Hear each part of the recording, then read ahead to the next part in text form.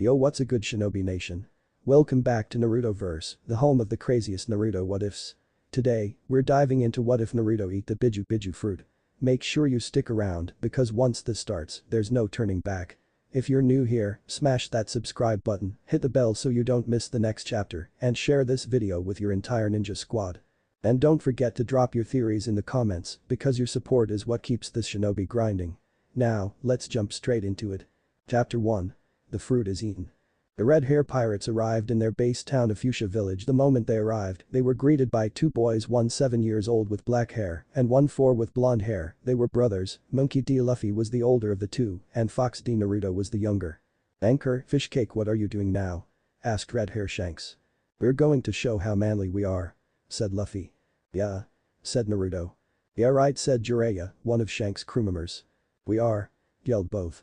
Luffy had a knife in his hand, while Naruto had two. Luffy stabbed himself in face while Naruto 6 times. "Holy sh!" yelled Shanks. Later in the local tavern. "That was really stupid of you two," yelled Shanks at the two brothers. "But we really want to join your crew," whitened Naruto. "Yeah, we're men. I have a punch like a pistol," said Luffy. "And I can multiply myself, I'm a clone user," said Naruto. "Punch like a pistol and clone user, that's funny," laughed Shanks. Both began to get angry. Shanks sighed. "Here, don't get angry, have some apple juice you two," said Shanks. He handed the brothers some apple juice, then began to laugh. "Real man don't drink apple juice." "Hey!" yelled Naruto. "Not funny," yelled Luffy. "If you really want to be a man, read this," said Jiraiya. He gave them some pieces of paper. However, Yasop, another member, "Hey, give that to me," he yelled, not wanting to two boys to read his work, which was a pervert story called Makeout Paradise. However, he accidentally read a few lines in the process and fainted from blood loss. "You boys at it again," said Makino, one of the barmaids. "Those two will never change," said AM, the other barmaid. Then the two noticed Yasop on the ground. "Oh my god, Yasop," said the two barmaids.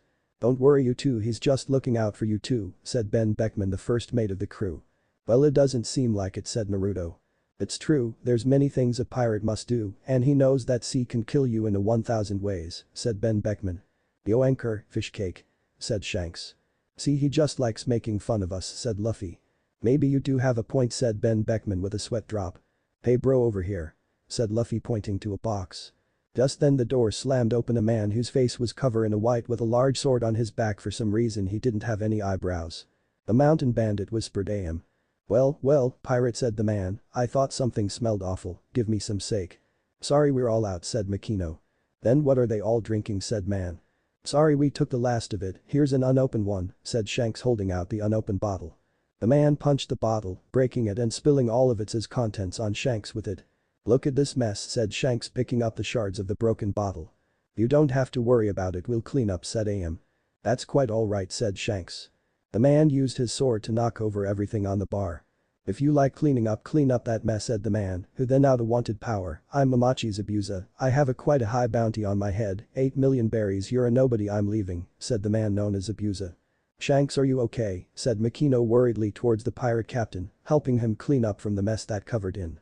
"Don't worry, some of it went in my mouth," said Shanks. He and his began to laugh it off. "How could you?" yelled Luffy. "Why did you stand up like a man?" "Luffy," said Shanks. "I don't feel so good," said Naruto. "Luffy," said Shanks. "I'm leaving," said Luffy. Luffy was about to leave, Shanks grabbed his arm and it began to stretch. The entire crew gasped. "What's happening?" cried Luffy. "Luffy, did you eat this fruit?" asked Luckyuru, the fat man of the crew, holding a picture of a purple fruit. "I did, it wasn't very good." "Naruto ate the other fruit that was there," said Luffy, pointing to his little brother who suddenly fainted. "Naruto!" cried the whole bar. "What's happening to him?" asked Luffy. "He ate the Biju Biju fruit, model Kyuubi. The only time the person would faint after eating would be," said Shanks, who turned his attention to the barmaids. "Is he?" asked Shanks.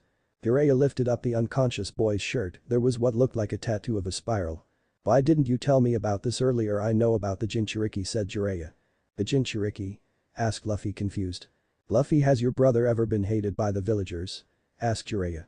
Luffy balled his fists. "All the time, and they hate me too for trying to stand up for him. That's one reason why we want to join AM. Makino and the mayor are the only one who treats us nicely," said Luffy. "Luffy, please don't hate your the brother," said Makino. "Remember for years ago when that demon attacked the giant fox? The truth was he was never killed, he was sealed inside of Naruto," said AM. "Really?" said Luffy, holding back tear, wondering was what happening to his brother. Both the barmaids tried to comfort him. Many people think he's the demon, but he's not, you know that right, said Makino. Of course I do, he's my brother and my best friend, said Luffy, but what's happening? This devil fruit causes the eater to gain the powers and even transform into a mini version of the demon. However, if the holder of the demon eats it, they will have to confront their demon about it, said Jiraiya. Inside Naruto's mind. The 4-year-old stood before a cage. Inside was a horrible beast, the Kyuubi. Who are you, said Naruto. I'm the Tooth Fairy, said the Kyuubi sarcastically. Really, said Naruto, I never knew the Tooth Fairy was scary looking. That's not what I meant, said Kyuubi, I was being sarcastic. Oh, said Naruto, what does sarcastic mean? These four it mean I was lying for a humorous reason. I'm the Kyuubi, said the demon. What, but I heard you died, said Naruto. No, I didn't. The mysterious hero that gave his life to save your village sealed me in you, said Kyuubi. Why am I here? Asked Naruto. You ate one of the Biju Biju fruits. Because of this I can't take over you ever, you brat was lucky, said Kyuubi. Oh, said Naruto, so what's going on? You have the ability to transform into a mini version of myself, just focus on looking like me, said Kyuubi. Why? Asked a 4-year-old. Because it will help you get out of here, said Kyuubi. Why? Asked a 4-year-old. Because you ate the stupid fruit, said Kyuubi. The small child stared at the giant fox demon. Why? Asked a 4-year-old. You're trying to annoy me on purpose, aren't you? Asked Kyuubi. Naruto just gave him a small foxy grin. Just focus on transforming into me, yelled the Kyuubi. Naruto did just that. However, there was a pop sound and all he had was the ears and tails of the Kyuubi.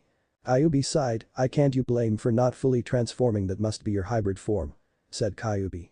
Hey, I have girl nails, said Naruto looking at claws. You also have fangs, that's your hybrid, or in your case half demon form. You should return to the living world, that brother of yours and those pirates are worried, said Kyuubi. Everything went black. In the waking world Naruto woke up. My head, said Naruto. Bro, you're okay, said Luffy. I am mad, look what I can do, said Naruto. There was that pop sound and he giant the ears, tails and a set of claws. That's so cool, said Luffy. Shanks cleared his throat. I know it's good that Naruto is okay, but I should tell you something. He took a breath. Listen, fish cake anchor, neither one of you will ever be able to swim again. Those fruit you ate were the devil fruit. What? Both yelled in surprise and they began to cry. Days later, after the red hair pirates left, Makino and Am ran to the mayor, the only other person to treat Naruto with respect. It's terrible, mayor, said Am. Luffy and Naruto, that bandit, said Makino, not knowing what to say. What is it about Luffy and Naruto? Asked the mayor. Luffy and Naruto was being beat up by Zabuza. You two are interesting little brats, said Zabuza, both of you are not hurt, but all my kicks and punches. Townspeople ignored the bandit, in fact some of them watched. Maybe he'll finally get rid of the demon, said a townsperson. I hope so, he's such a bright to the village, said another. Look, you browless freak. Shanks is a great man, yelled Luffy. That's right, he's 10 times better than you, yelled Naruto. Browless freak, said Zabuza. He kicked both next to each other and stepped on them. He raised his rather large sword over them. Stop, called the mayor. He and the two barmaids appeared right beside the mayor. The mayor got eye on his hands and knees. Please let the kids go, take whatever you need from the town, please, one of those boys is a hero to this town, please, begged the mayor. Too bad they made fun of me, they called me a browless freak, said Zabuza. Even if I lack eyebrows, he muttered under his breath. I was wonder why there was no one at the docks when we arrived, said a voice behind them. Both barmaids turned around, saw Shanks with his crew. Zabuza let out a small laugh. What's wrong, Anchor, Fishcake? I thought your punches were as strong as pistols, and I thought Naruto was a clone user, said Shanks. You know, perhaps I should even the odds, he said. Suddenly many Zabuzas appeared. He's a clone user, said Jiraiya. One of the Zabuzas appeared next to Shanks and held a gun to his head. You know, I didn't think most clone users used guns, said Shanks. You know they can misfire, especially when used by a clone. The Zabuza clone looked surprised until Lucky Uru appeared next to him and shot him in the head, reverting him to water. Am I clone, said Zabuza. The Zabuza clones were posed to strike. Ben Beckman began to fight them off using a gun as a club, as of them turned to water. You can pour booze on me, you can make fun of me, you can even spit on me, but nobody hurt my friends, said Shanks. Both Naruto and Luffy heard what he said. Is that so? Well, I have one more trick up you sleeves, said Zabuza. He released a smoke bomb. When the smoke cleared, Zabuza disappeared with the two boys. Oh no, they're gone, yelled Shanks. Meanwhile, Zabuza was in a small rowboat with each boy in each hand. They would have thought I went to hills, but hiding out at sea was genius, said Zabuza. I don't need you two anymore.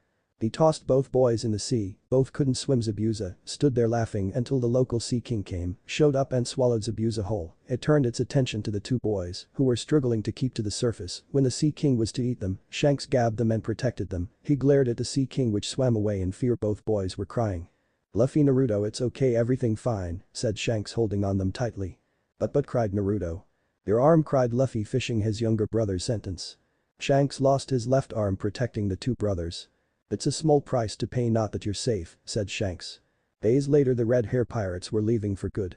So you're really leaving? Asked Luffy. Yeah, we've been using this too for a base for too long, said Shanks. We're sad you're leaving, but we understand we're too young to go, said Luffy. Yeah, agreed Naruto. You two can't be pirates because you can't swim, fish cake, Anchor, said Shanks. Hey! Yelled both. I'll show you. I'm going to become king of the pirates, yelled Luffy. And I'm going to a cage, yelled Naruto. Shanks smirked at the two. He took off his hat and put on Luffy's head. Give this back to me when you become a great pirate, said Shanks. Luffy began to cry. He knew how much Shanks treasured his hat. Do I get anything, asked Naruto. Shanks began to think them, pulled out something from his jacket. It was headband with a metal plate that looked like a leaf. That band you're a clone user? Asked Naruto. Well, I don't use them so much anymore, but I used to be, try and become the greatest of them all, a cage, said Shanks. And here, you two can also have this to remember all of us by, said Jiraiya, giving them papers. Yassop once again grabbed the papers but fainted due to blood loss from the nose. Luckyroo and Ben Beckman carried him back to the ship. Super perv, said Shanks. He walked towards his ship. Those two remind me when I were their ages, he thought. And so they sailed away. Those two, they will become great things, thought Shanks. Both boys cried as they sailed away, and 10 years later their adventure would begin. 10 years later. The now 17-year-old Luffy wore Shanks' treasured straw hat, as well as a red vest and shorts, and now 14-year-old Naruto wore similar shorts to Luffy, but red and an orange shirt that if you ever saw it up close you'd scream, my eyes.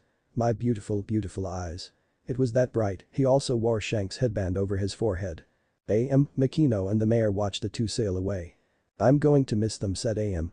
But the two brother, the Sea King, the one that ate Shanks' arm 10 years ago, showed up. Well kid, look who it is, said Kyuubi in Naruto's head. Naruto had gained the ability to hear the Kyuubi, but Luffy was the only he told. Well, look who's back, said Naruto. You get the first shot, bro, said Luffy. My pleasure, said Naruto.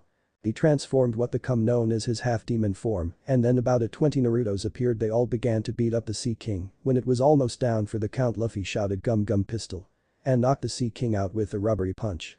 Both grinned at each other, Naruto with a foxy grin and Luffy with a monkey grin, and so both set out their journey to become king of the pirates for Luffy and to become a cage for Naruto.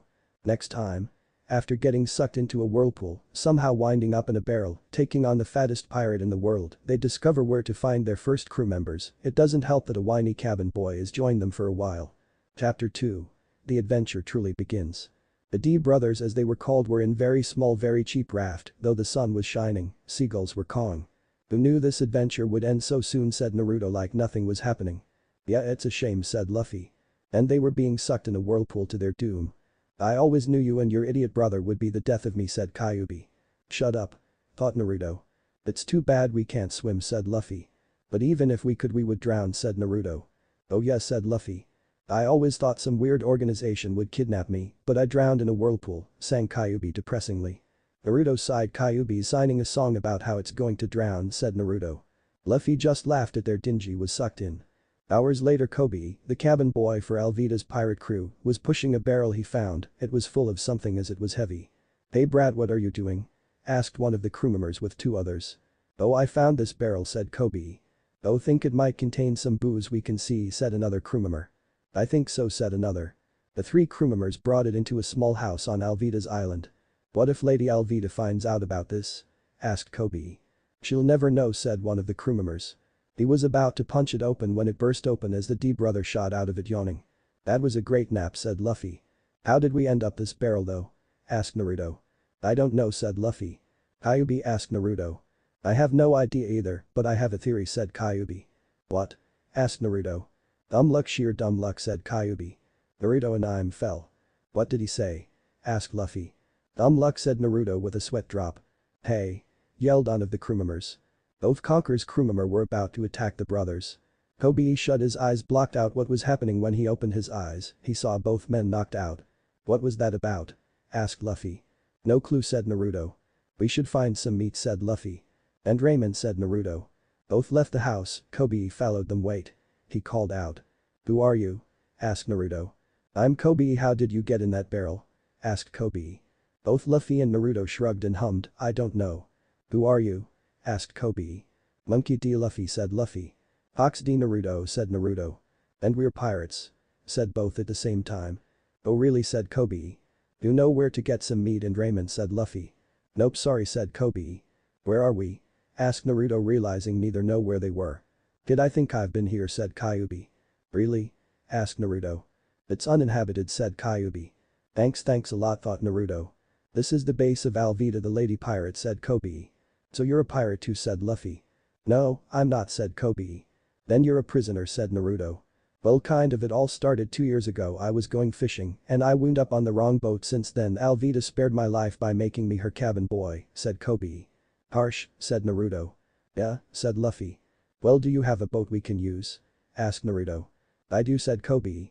Meanwhile one of the crew members that the brothers took out crawled to Alvida, he was an ugly woman that was fat, was underestimate he was enormous, weight enormous, is also an underestimate she was a dwarf planet. There are 2 intruders said the crew member. What are you sure? Asked Alvida. Yes I didn't get a good look at them, but one was a kid like 13 or 14 that all I can tell said the crew member. It must be the pirate hunters the demonic duo Urano Zoro and Uchiha Sasuke said Alvida. Meanwhile with the brothers, with a fearful and whiny cabin boy lead them to a poorly made boat. Wow that's a nice boat said Naruto. Note to self. Never let you build a boat said Kyuubi. You built it yourself said Luffy. Yeah to escape from Alvida said Kobe. Why never you used it? Asked Naruto. Because. Said Kobe who began to get hysterical, she'll kill me for sure I can't take that giant mace of hers, then began to babble the brothers looked at him then at the same time waked him in the head. What did you do that? Asked Kobe. Because you were being hysterical said Luffy. Kobe decided to change the subject, so you're pirates he said. I'm pretty sure you already said that said Naruto. Oh yeah said Kobe with a sweat drop. Well if you want to know I'm going to be king of the pirates said Luffy. And I'm going to be a cage said Naruto. King of the pirates. That means you have to go to the Grand Line and find Gold Roger's treasure One Piece and that means you have to beat up many rivals said Kobe. So what I'm going to be king of the pirates said Luffy. Kobe sighed, what's a cage anyways he looked towards Naruto. Okay I'll explain the cages are the 10 greatest clone users Hokage, Kazekage, Mizukage, Reikage, Tsuchikage, Otakage, Hoshikage, Namakage, Sukakage and Yukikage, they are the greatest all of them fight with hundreds maybe thousands of clones all of different types and I am going to be one. Said Naruto. Wow you're a clone user? Asked Kobe. Naruto gave him his trademark grin well, I'm also helping Luffy become king of the pirates too, which is going to be so awesome. And because of that I'm sure I'll be able to be declared a cage and I'll be the greatest of them all. Yelled Naruto. And I'll be king of the pirates. Yelled Luffy. Are you 2 brothers? Asked Kobe. How did you know? Asked Luffy. The 2 act so much alike I'm not surprised he figured it out even though you barely look alike said Kyuubi.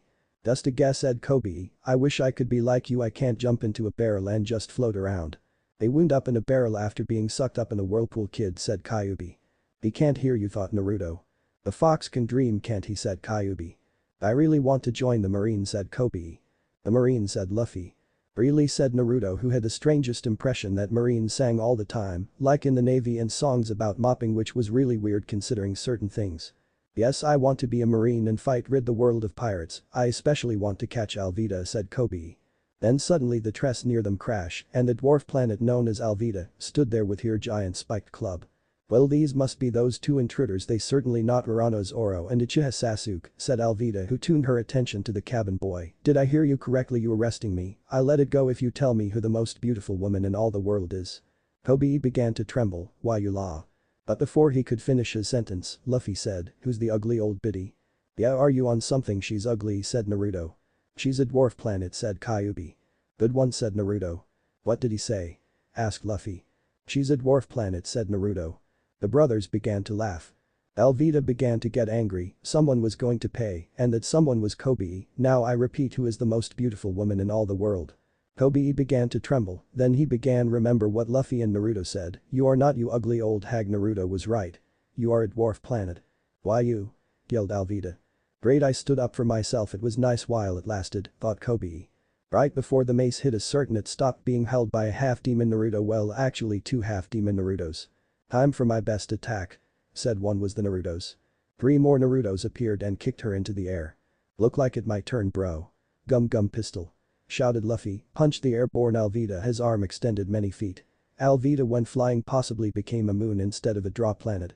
Naruto your ears and you have tails and Luffy you stretched what are you too said Kobe. I'm a rubber man said Luffy stretching his cheek. And I'm a demon said Naruto, well half demon in this form anyways who then back human as his clones disappeared. How said Kobe. I ate the Biju Biju fruit model Kyuubi said Naruto. And I ate the gum gum fruit said Luffy. Just one more thing said Naruto. His clones reappeared, now you're getting Kobe a boat now. He's the joining the Marines. He said, even if I don't know how his signing voice is. That they don't sing said Kyuubi, I seriously don't know where the idea came from. That's right. Said Luffy. Yes sir. Said all the pirates. And the brothers sailed away with Kobe. Hey I was wondering who was that Zolo and Sauce, said Naruto. Urarano is Oro and Uchiha Sasuke the demonic duo, two extremely strong bounty hunters. I heard they not only kill them but feed their remains to the sharks. I hear Zoro was arrested and is at the nearest marine base, said Kobe. They'll make the perfect crew members said Luffy. Well Zoro for some reason I have a bad feeling about Sasuke, said Naruto. Then it's decided we will have join up with us. Said Luffy. You two are not said Kobe.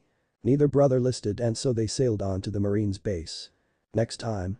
They get to the base to get the demonic duo to join up but both refuse mainly because Zoro has a bet with the idiot son of the captain and Sasuke. He's wait for Zoro to get released and he thinks Luffy and Naruto are too stupid to be pirates. However the brothers, Kobe, Sasuke discover something horrible that Zoro will be executed. Will they save him on time? What does dope mean? How much meat can Luffy eat? All this and more next time. Chapter 3. The Demonic Duo. The D brothers and Kobe were sailing to their destination so that Luffy and Naruto could get the demonic duo, Urarano as Oro and Uchiha Sasuke to join them. So Kobe how good is your singing voice asked Naruto. For the last time kid they don't sing said Kyuubi. How would you know thought Naruto. I know because I'm a demon that's thousands of years old said Kyuubi, also other reasons I think you know those reasons. But you haven't seen Marines since before I was born thought Naruto. You're an idiot. Said Kyuubi, are you in denial or something? Who's an idiot yelled Naruto out loud. Naruto who are you talking to? Asked Kobe. Well do you really want to know said Luffy in a very serious tone.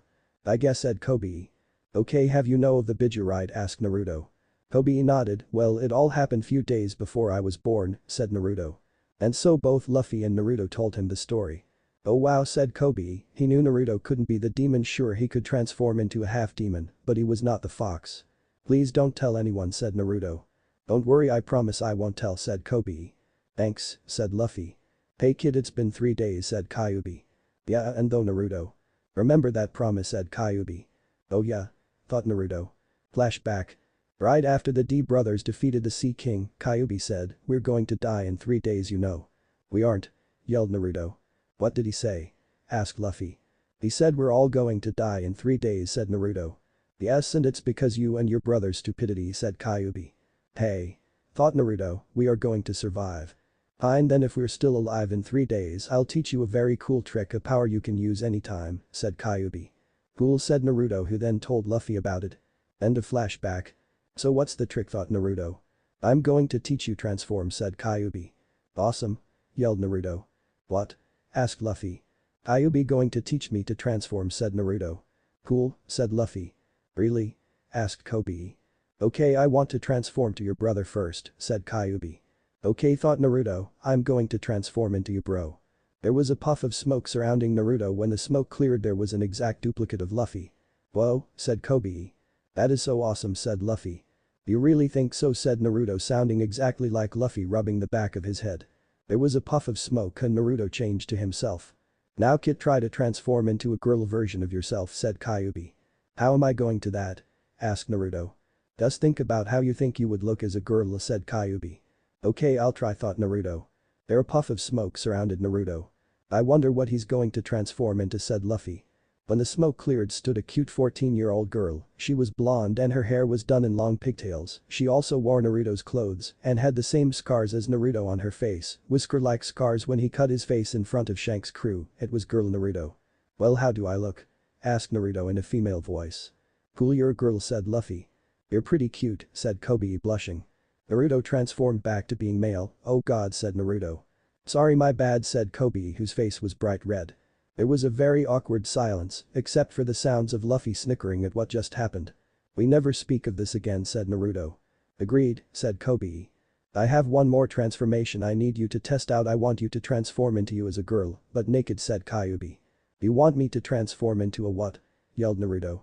You as a girl but naked, responded Kyuubi. What does he want you transform into? Asked Kobe. Into a girl again but naked, said Naruto. Funny, said Luffy. So are you? Asked Kyuubi. No, thought Naruto. Why not? Asked Kyuubi. Because I don't want to. You are sick perv, said Naruto. Looks, it's just a useful trick, particularly if you're a clone user, said Kyuubi. There's no way, especially what happened with Kobe, said Naruto. Fine then, but soon I don't. When you'll see it my way, said Kyuubi.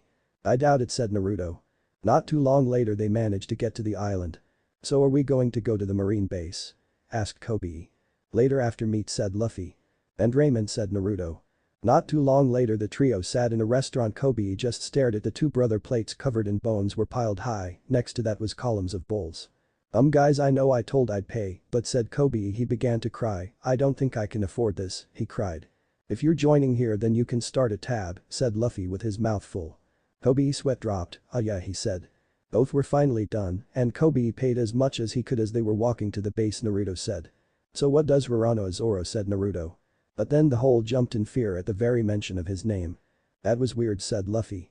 What were you saying? Asked Kobe. Well, what does those toe look like?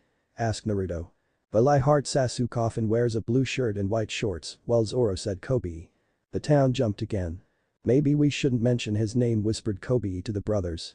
Yeah, I guess, said Naruto. Makes sense, said Luffy.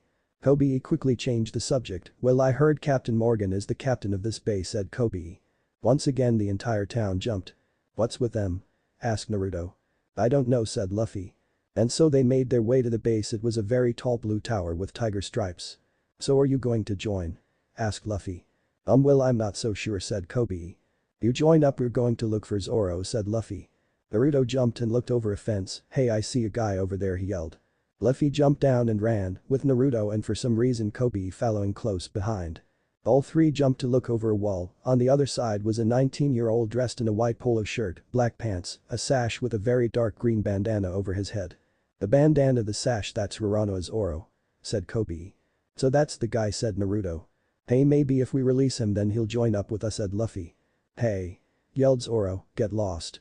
You don't want the Marines to get you now, do you? Kobe seemed to tremble in fear.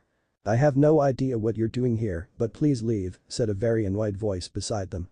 They looked beside them and saw a boy about Naruto's age, wearing a blue t-shirt, white shorts and a hairstyle that could be described as a duck's butt. He was sitting against the wall. He also had a katanas on each side, one a dark shade of blue, the other a crimson color.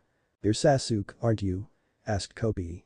Sasuke just let out a HN signifying he is. Just then a little girl in pigtails showed up next to Sasuke carrying a lad. She placed the ladder against a wall and claimed it. She held something and shushed the D brothers and Sasuke. She climbed over the wall. That little girl is in danger, said Kobe. Sasuke let out a chuckle. I hate those rumors where we kill everything, he said. He shrugged and jumped up watching what was going on. The little girl tried to give Zoro rice balls. He refused them and told her to leave. Then two Marines and a weirdo with a cleft chin wearing odd clothing and blonde hair done up in weird fashion showed up. That must be an officer, he'll save the little girl for sure, said Kobe, not noticing Sasuke rolling his eyes. I wonder when the big musical number is, said Naruto. Both Sasuke and Kobe began to give him strange looks. Did I keep telling you there's no musical numbers, they don't sing all the time, said Kyuubi. On the field the weirdo took one of her rice balls. Already didn't like them, so he destroyed the rest after telling the little girl that she would have been executed or helping him if she hadn't been a little girl. That is, he ordered a marine to throw her over the fence. Luffy managed to catch her on the other side. She began to cry. Are you okay, said Kobe. Who was that? Asked Naruto. The idiot son of Captain Morgan, said Sasuke. We're the other one. He probably went to convince your partner to join our crew, said Naruto. I doubt he agree, after all you guys are dobes, said Sasuke. What was that? Asked Naruto. You and the other guy are dobes, said Sasuke. Well, you a team, said Naruto. Say that again, said Sasuke. Why, I just said that to your face, said Naruto. Sasuke lost control. He was about to punch Naruto when he transformed in a girl version of himself. Please, you would punch a girl, said Naruto. Sasuke froze wondering what just happened, then Naruto still a girl punched him in the face. How did you do that? Asked Sasuke. Naruto transformed once again, this time to Sasuke, because I have the ability to transform, said Naruto, who began to pick his nose. Kobe and the little girl who stopped crying because what was going began to laugh. Naruto stopped picking his nose and turned back to himself. Sasuke just glared at him. I don't like you. The feeling's mutual, said Naruto. Luffy climbed over the fence. No luck, he said. Of course, it's because he's stubborn plus he wants to be free on his own terms, said Sasuke. Yeah, he said he had an agreement with the idiot son, said Luffy. I was thinking killing pirates for their bounties is legal, but why was Zoro arrested, said Kobe. It's all my fault, said the little girl. Not too long later they were away from the base, including Sasuke for some reason. The little girl named Rika was telling them her story. It all started 3 weeks ago, said Rika. Helmeppo's dogs were on the loose again, and one tried to attack me. Zoro decided fight back and stop the dog from attacking. He killed it, however he was arrested shortly later. I went to see him, and he told me of his deal. If he can last 1 month out there when he'll be let go, said Sasuke, finishing the story. Wow, said Luffy. The whole month? How long has he been out there, said Naruto. 3 weeks, said Rika. I can't believe they did that, said Kobe. They aren't who I thought they were. Oh, your team, why are you following us? Asked Naruto. To make sure you don't bother Zoro. Dope, said Sasuke. Team, said Naruto. They were about call each other dope and team, that is until Helmeppo, the idiot son, showed up. All the people were bowing to him. You're not bowing low enough, said Helmeppo, then he cleared his throat. Listen up. Tomorrow I will be executing Zoro. Sasuke clenched his fist. What? He yelled. What about your promise, said Luffy. Helmeppo just laughed. That animal was stupid for beveling it, he said. Luffy got angry. He made a promise to Zoro and broke it. He punched Helmeppo in the face. No ever punched me. He yelled. The Marines pick him up and he yelled, I'm telling daddy on you. And the 2 Marines dragged him away. Rika's mother showed up and dragged her from the fore, thinking it was bad idea to be seen with him. Zoro is joining my crew, said Luffy, who was currently being held back. Naruto. Sasuke smirked. Those 2 may be idiot pirates, but they were okay idiot pirates. He wouldn't have minded joining them as long as Zoro did. After all, Zoro was his training partner. So are you going to help me? Asked Sasuke. What? Asked Naruto, who let go of Luffy and Kobe. Then Luffy ran off. Sasuke's sweat dropped. I need some help busting him out. I guess your brother decided to do it his own way, said Sasuke. Okay, said Kobe. Fine, said Naruto. Let's go do this, said Sasuke. They ran to the Marines' base to where Zoro was being held prisoner. Sasuke, what are you doing? Asked Zoro. They're going to execute you tomorrow, said Sasuke. What? Asked Zoro. So Zoro, said Captain Morgan, who was a huge man with an axe for a hand and a metal jaw, showing up with a huge force of Marines with rifles. Since we were allies in the war on terror, I mean the war against pirates, do you have any last wishes? Stick that axe up your, said Zoro. Fire! Yelled Captain Morgan. Zoro, as well as Naruto, Sasuke and Kobe, were in their line of fire. It can't end like this, thought Zoro. Flashback. The 10-year-old Zoro was fighting a girl named Kuina in a fight with bamboo swords. In a dojo, Kuina beat him. Kuina wins the match, said the sensei of the dojo. Oh man, said Zoro. That was my 2000th victory against you, said Kuina. That's no fair, yelled a student watching. You must be teaching Kuina special tricks, said another. That's right, she is your daughter, and she's the only who beat Zoro, said yet another student. That doesn't make any sense, said a 5-year-old Sasuke. Both me and Itachi lost to Zoro. Why would dad teach her special tricks and not us? Sasuke is right, said the sensei, who was both father Kuina and Sasuke. Zoro growled as he got up. Not too long later he met up with Sasuke. Hey Sasuke, said Zoro. What? Asked Sasuke. I need you help with something, he said. Okay, said Sasuke. That night Sasuke was leading his older sister somewhere. Sasuke, where are we going, said Kuina. It's a surprise, said Sasuke. He led her to a grassy training ground that was part of dojo. Zoro stood there waiting with 2 real swords. We're dueling again, this time with real swords, said Zoro. Kuina smirked, and Sasuke was in on it, she said. When he told me about this I had to be in on it. I really want to watch this, said Sasuke. Kuina just ruffled her little brother's hair. I'll be right back, I have to go get my sword. Not too long later the 2 dueled and Kuina was once again the winner. Zoro began to yell, how can I become the world's greatest swordsman if I don't defeat you? Kuina heard this, began to cry. Kuina, what's wrong? Asked Sasuke. You want to be the world's greatest swordsman too, said Kuina. Sasuke then knew why she was crying. He gritted his teeth. Father said a woman can never be their greatest swordsman because they are weaker than men, said Kuina. Kuina, said Zoro. I can feel my breasts growing, said Kuina to Zoro. I'm going to get weaker, I know it. You're not. Said Zoro. It doesn't matter whether you're a man or a woman, it matter about skill. One day I will beat, but it's not because you got weaker, but because got stronger. Kuina nodded to this. I keep telling you don't listen to dad, I mean you beat the Zoro a lot of times so much I can't count, said Sasuke. 2001, said Kuina. I believe Zoro you can become one of the strongest, said Sasuke. I will. Zoro, let's make a vow, one of us will become the world's greatest swordsman, said Kuina. Zoro and Kuina shook each other's hands, and Sasuke was proud to hear such a vow. The next day Kuina was going down the stairs when someone behind her said, "Hello Kuina, goodbye Kuina," then pushed her down them. Sasuke saw this, in fact the person knew this, he just gave an evil grin at the 5-year-old and left. Sasuke leaned against the wall in shock. Later 3 students went over to Zoro who was doing rigorous training exercise. Zoro, it's terrible, said one of the students. What? Asked Zoro. Kuina, she said one of the students. Later Zoro was crying, you broke out, promise you liar. Yelled Zoro. Don't blame Kuina, said a voice behind him, it was Sasuke. Itachi pushed her down the stairs, said Sasuke. What? Said Zoro. Zoro was shocked, Itachi was Sasuke's older brother and Kuina's younger. I didn't want to tell dad, said Sasuke. What would he do that he's your brother, said Zoro. I don't know, said Sasuke, not just that but he ran away, thought I might have told dad, I don't know who else to tell. The 10-year-old Zoro looked at the 5-year Sasuke. I know you never beat Itachi, yet I will train you to defeat him, said Zoro. And I will help train you to become the world's greatest swordsman, it is what she would have wanted, said Sasuke. Zoro asked a sensei if he could have Kuina's sword and developed Santoryu, and Sasuke took Itachi's the crimson sword and began to train in the sword style. End of flashback. Just as the Marines were about to shoot the ground, Luffy jumped in front of them, took the bullets. He's crazy, said Zoro. That's insane, said Sasuke. Naruto just smirked knowing what was going to happen. Next time.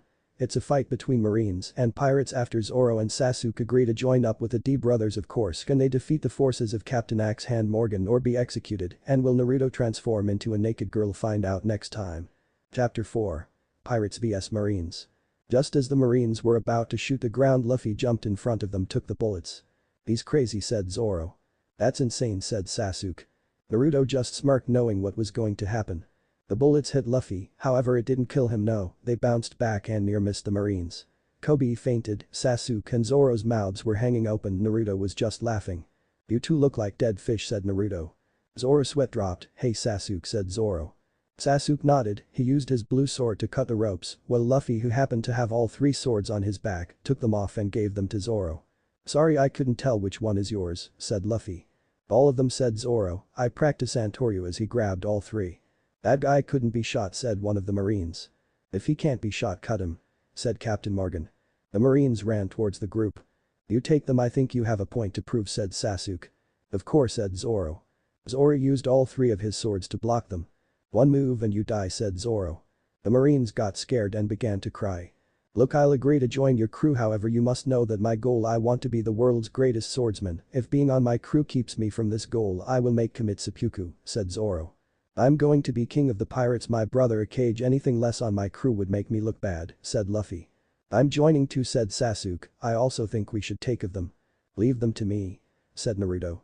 Many Narutos appeared. So the Dobe's a clone user, said Sasuke. The Narutos got rid of about a third of them, then Luffy said Naruto, Zoro duck. Both did so and Luffy used Gum Gum Whip, a rubbery roundhouse kick. The rest were taken out by this. So awesome, said Kobe, who regained consciousness sometime earlier. How did you that? Asked Sasuke. I ate the Gum Gum fruit, said Luffy. That kid multiplied himself and that guy stretched like rubber, said a Marine. So a clone user and devil fruit eater, said Captain Morgan. Clone user? Asked a Marine. Devil fruit eater? Asked another.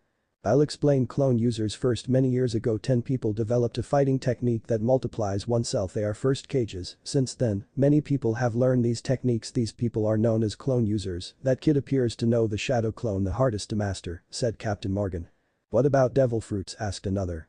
They are fruit said to be created by sea devils. Those who eat them gain powers such as to breath fire or create giant waves, but all in exchange for never being able to swim, said Captain Morgan. The demonic duo, a clone user and rubber man, I don't think we can fight them, said a Marine. Many of the Marines agreed. Listen up. If you think about backing away on my order, you must kill yourselves on my order, said Captain Morgan. Wait, he's making them, said Naruto. Hey, maybe you should take me on, yelled Luffy, Gum Gum pistol. He punched Captain Morgan and began to beat him up. Stop now," yelled Helmeppo. Luffy stopped and looked, he saw Helmeppo hold a gun to Kobe's head. "If you continue pounding I swear I will shoot 4 eyes here," said Helmeppo. Luffy stopped pounding Captain Morgan and got off of him. "Luffy, don't worry about me, just please stop these marines," yelled Kobe. "Hey kid, use the transformation," said Kyuubi's voice in haunting way. "Why are you talking like this?" asked Naruto. "Look, just use that transformation, you don't want to use it might work," said Kyuubi. "I don't know," thought Naruto. "It's a great way and remember his name is Helmeppo," said Kyuubi. "Fine, but if it doesn't work teach me another trick," thought Naruto. "Hey bro.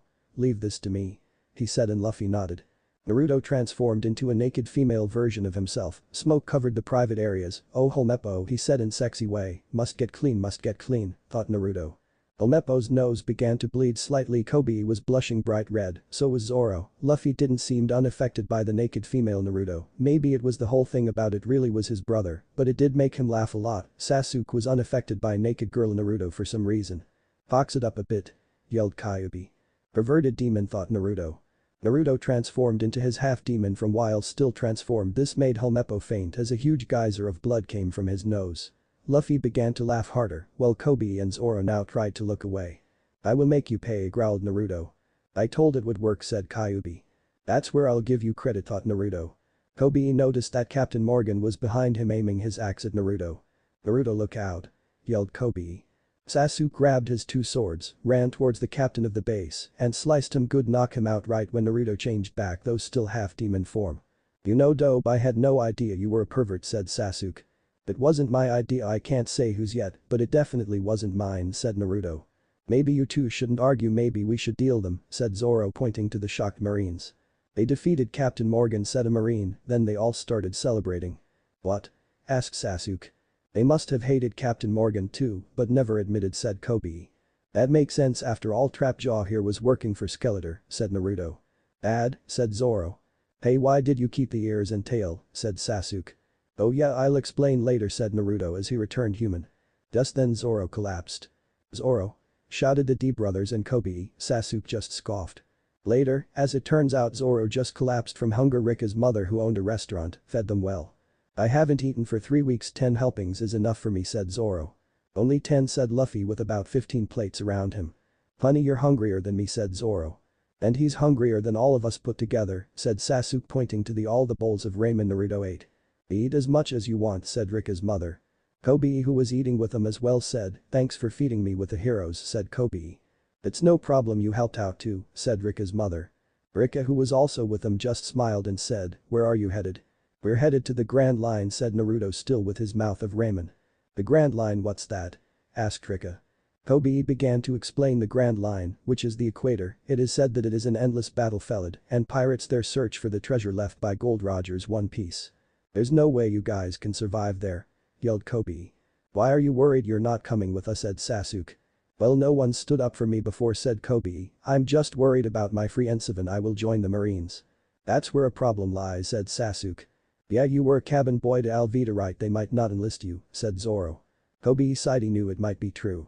Just then the Marines showed up, the highest ranking member, as his ascot was greenish blue instead of blue, came in. "So you're a pirate crew, right?" asked the head Marine. "That's right, I'm the captain," said Luffy. "We will ask you to leave now, this island has a marine base and we can't host pirates. Sure, we are grateful for getting rid of Captain Morgan and because of that we won't report you as long as you leave now," said the higher ranked Marine. Many of the townspeople gathered near the door. "Hey!" yelled one. "You ingrates, they saved you too," said another. The 4-man crew shrugged. "Well, I guess we should go," said Luffy. "Yeah," said Zoro. And so they began to leave, however. "Are you with them?" said the Marine. "Well, I know all about this kid's history," said Luffy. He began to blab about being Alvida's cabin boy, then Kobe snapped, he socked Luffy in the face. "How dare you hit a pirate?" said Luffy. He proceeded to beat up Kobe. "Get out now, I can see you're not friends," yelled the Marine. Of course it was all an act so they would enlist Kobe. Well, the small crew left. Kobe saw Luffy smile and figured it out, however, when they got back to their boat. "Did please tell your brother for me a catfish has better acting than he does," said Kyuubi. "I think Luffy know that," thought Naruto. "That was extremely bad acting," said Zoro. "Yeah, a catfish has better acting," said Sasuke. "Hey, that kid stole my line," yelled Kyuubi angry. Someone else said it while also getting spooked. Funny that's what Kyuubi said Naruto. Kyuubi? Asked Sasuke and Zoro at the same time. We'll tell you later said Naruto. Yeah I know my acting was bad, said Luffy. As they just got the boat ready they heard a shout. Guys. They turned and saw Kobe, with Rika and her mother. I'll never forget you. He said as he saluted them. A marine saluting a pirate interesting said Zoro. That's one thing I thought I never see said Sasuke. As they were tailing the whole base showed up and saluted them and the whole town waved goodbye. Aye. Yelled both Naruto and Luffy at the same time. Sasuke and Zoro just looked cool as the island disappeared in the distance and so with two more members they sailed on not realizing that none of them had any sense of direction whatsoever. Next time. They realize they have no idea where to go or even where they are then Luffy gets taken away by a giant bird he gets carried away to an island being tormented by Buggy the Clown where he meets two thieves and one of them had good navigational skills however both hate pirates what will happen. Chapter 5. Pirate Thief Team. Nami and Sakura. 3 members of Buggy's pirate crew were in their boat surveying their loot for their captain when a member noticed a boat nearby. What's that over there? He yelled. I don't know said another. They sailed to the boat and found 2 girls, one was 18 with orange hair wearing a white t-shirt with red stripes and a yellow skirt, the other was 14 with long pink hair tied with a red ribbon like a headband, she wore a red tank top and jean skirt. Please said the orange-haired girl. We need food and water, said the pink-haired girl. We have treasure you can have if you want said the orange-haired. The prairies smirked to themselves and went onto the girls' boat while they were distracted with the girls' treasure, the girls snuck onto their boat and began to sail. What it's empty. Yelled one of the pirates. You can take the boat too seeing how we took yours, said the pink-haired girl. They turned around and saw the 2 girls trick them. Oh look at the clouds looks like a small squall heading your way, said the orange-haired girl with a smirk she knew it was coming all along. Sure enough a small storm hit them, sinking the boat and stranding the pirate crew. We did it. Said the orange. That's right said the pink-haired girl. We kicked their butts. Screamed the pink-haired girl's inner self. Meanwhile Naruto and Luffy were telling Zoro and Sasuke about Kyuubi. So from what you said you can transform into Kyuubi as well said Sasuke. I just don't like to side Naruto, but I do like my half-demon form. It must have been a lonely life for you if people treat you like said Zoro. It was said Naruto. But he had some friends who didn't think he was a demon and I was always there for him, said Luffy.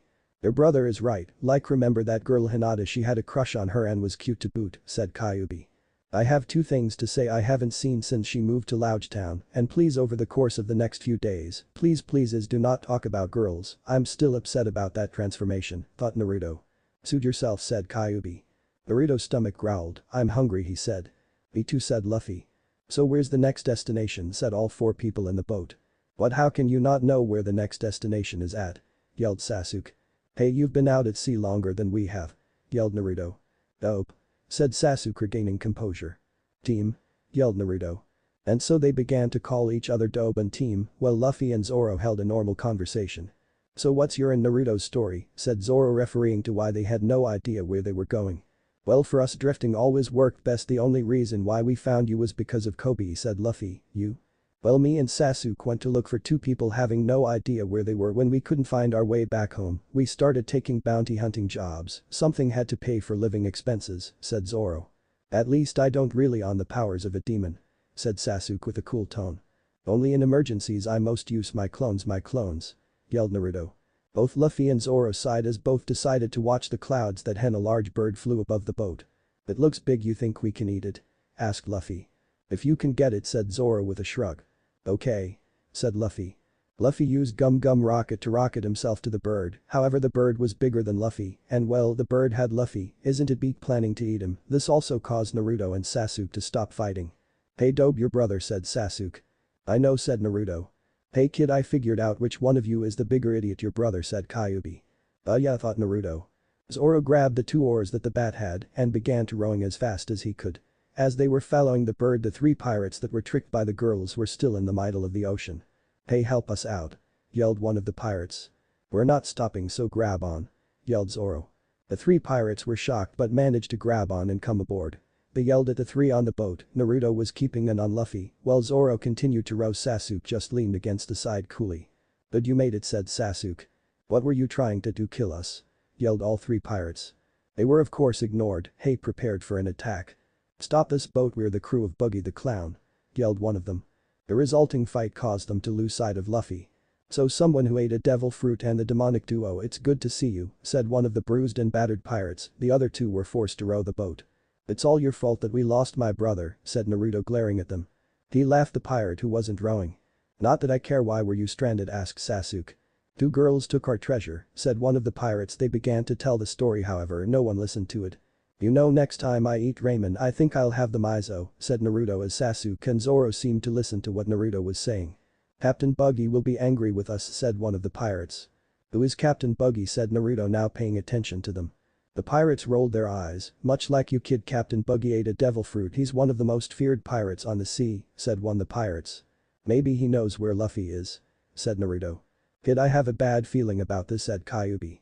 Meanwhile, over the island that Buggy's crew was located at, the bird that still had Luffy in its grip was about to fly over it when it was shot by a cannon on Buggy's orders. On the island, the two girls that tricked the pirates were running away from three more of Buggy's crew because this time they stole a map to the Grand Line. The orange-haired girl was the one carrying it. Hey, you two, come back here, yelled one of the pirates. When the bird was shot, which was fortunately over land, nearly landed on the two girls only by a few feet. What was that? Asked orange-haired girl. I don't know, replied the pink-haired girl. When the dust cleared, Luffy stood there unaffected. That was interesting, said Luffy. The orange-haired girl got a brilliant idea. Sakura, follow my lead, she said. The pink-haired girl named Sakura nodded. Right, she said. Oh boss, it's good that you came for us, said the orange-haired girl. That's right, we can leave these guys to you, said Sakura. Both ran away, leaving Luffy confused. They both had jumped to a nearby deck and were surprised. Luffy had beaten all three of them. That guy, said the orange-haired girl. He defeated all of them, said Sakura. He kicked their asses good, yelled Sakura's inner self, known only as Inner Sakura. Maybe it's time our little team gets a new member, said the orange-haired girl. Maybe you're right, said Sakura. Hey. You. Yelled the orange-haired girl, getting Luffy's attention. He saw the two girls. I'm Nami and this is my partner Sakura, we're pirate thieves. How would you like to team up with us, said the orange-haired girl named Nami. Luffy stared at them for a few seconds, then said, not interested. Both climbed down and ran towards the oblivious pirate captain. Hey, are you sure? Asked Nami. Oh man, I'm so hungry, said Luffy. Hey, I think we can find a place for you to eat, said Sakura. And so the two lead Luffy to an abandoned house and Nami gave Luffy some of the food the house had. Thanks, said Luffy, scarfing it down. So you got separated from your crew? Asked Sakura. Yeah, said Luffy. How many people on your crew? Asked Nami. Just three, my little brother and two other guys, said Luffy. So you two live here alone? We don't live here, in fact we don't live in this town, said Sakura. That's right, this house is abandoned, said Nami. The entire town's abandoned, in fact all because of Buggy the clown. Oh, said Luffy, since you're feeding me like this, isn't it stealing? No, it's not, said Nami.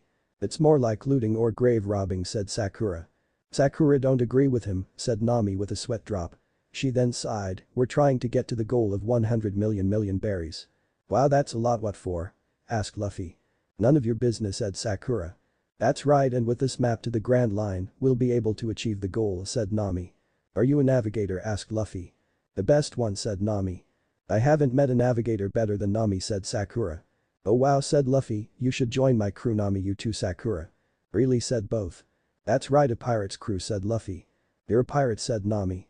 Sakura sighed, let me at him, yelled Inner Sakura.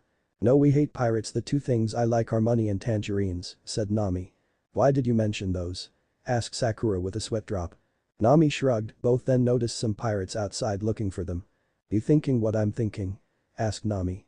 I think so, Nami, but how would we get enough cheese, said Sakura.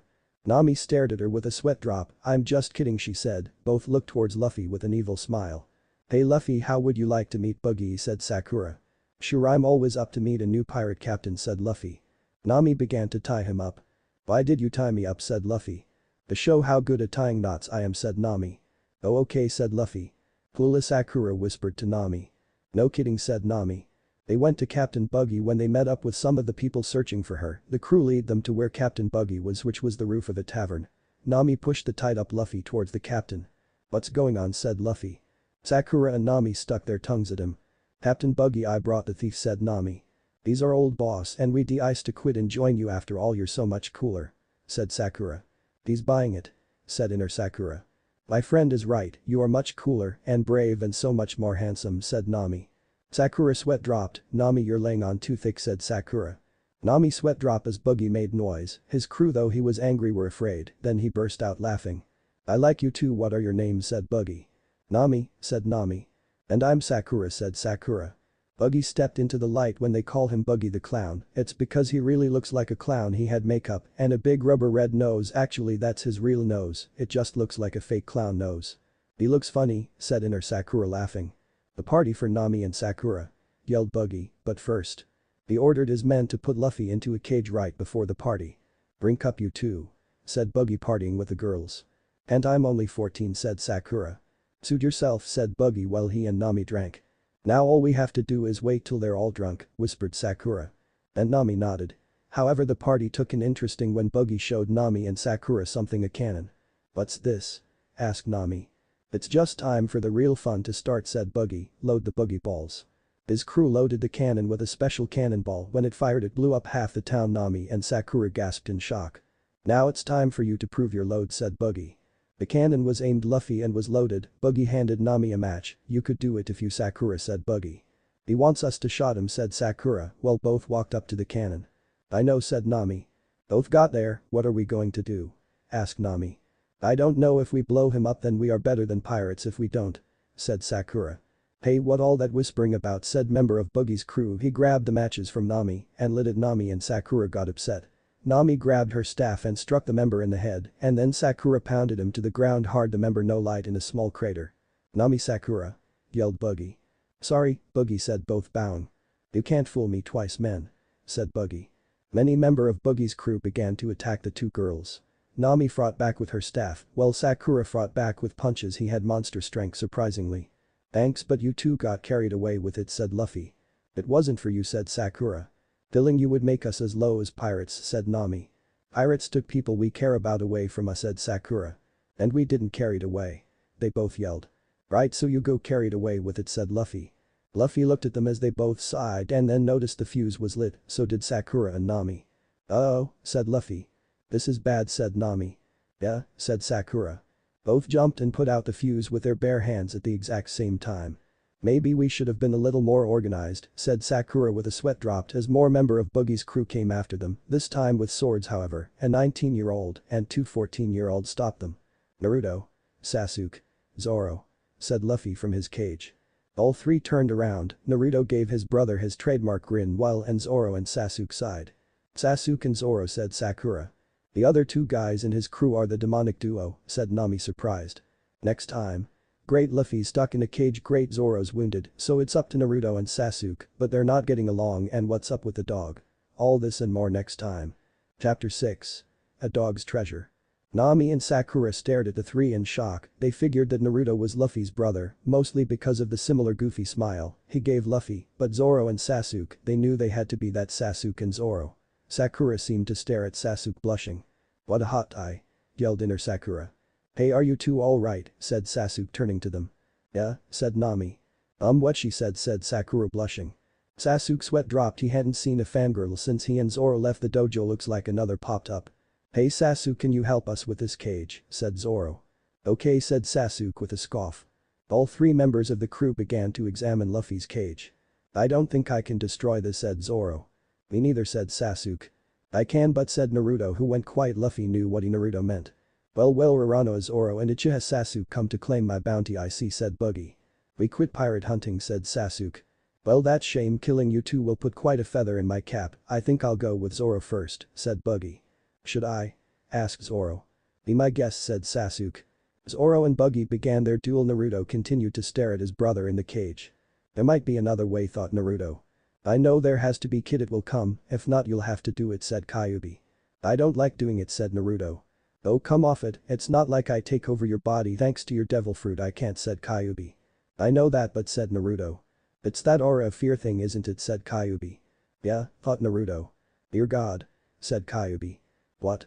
thought Naruto. "The fight, look at Buggy," said Kyuubi. Naruto turned around and saw that Buggy was butt into pieces. Buggy's crew began to laugh for some reason. "Oh man," said Naruto. "Hit, there's something wrong," said Kyuubi. "You're right, no blood," thought Naruto. Buggy's crew began to laugh for some reason. "Why are they laughing? Their captain was just killed," said Nami. "Kid, warn him. I think I know the clown's devil fruit power, the chop chop fruit. Tell Sword Boy to run now," said Kyuubi. Zoro run! Yelled Naruto. But it was too late, Boogie's arm was floating in midair, it stabbed Zoro in the side. Luffy's crew and the two thieves gasped at the sight, the rest of Boogie's body began to reattach itself. Boogie was about to tell Zoro what was his power. Naruto interrupted him by saying. He ate the chop fruit, it allows him to be cut into pieces and not get killed, he can also control the piece as they can float. Hey that was I was going to say, said Boogie. Nice one bro, said Luffy. Thank Kyuubi's vast knowledge of the devil fruits, said Naruto.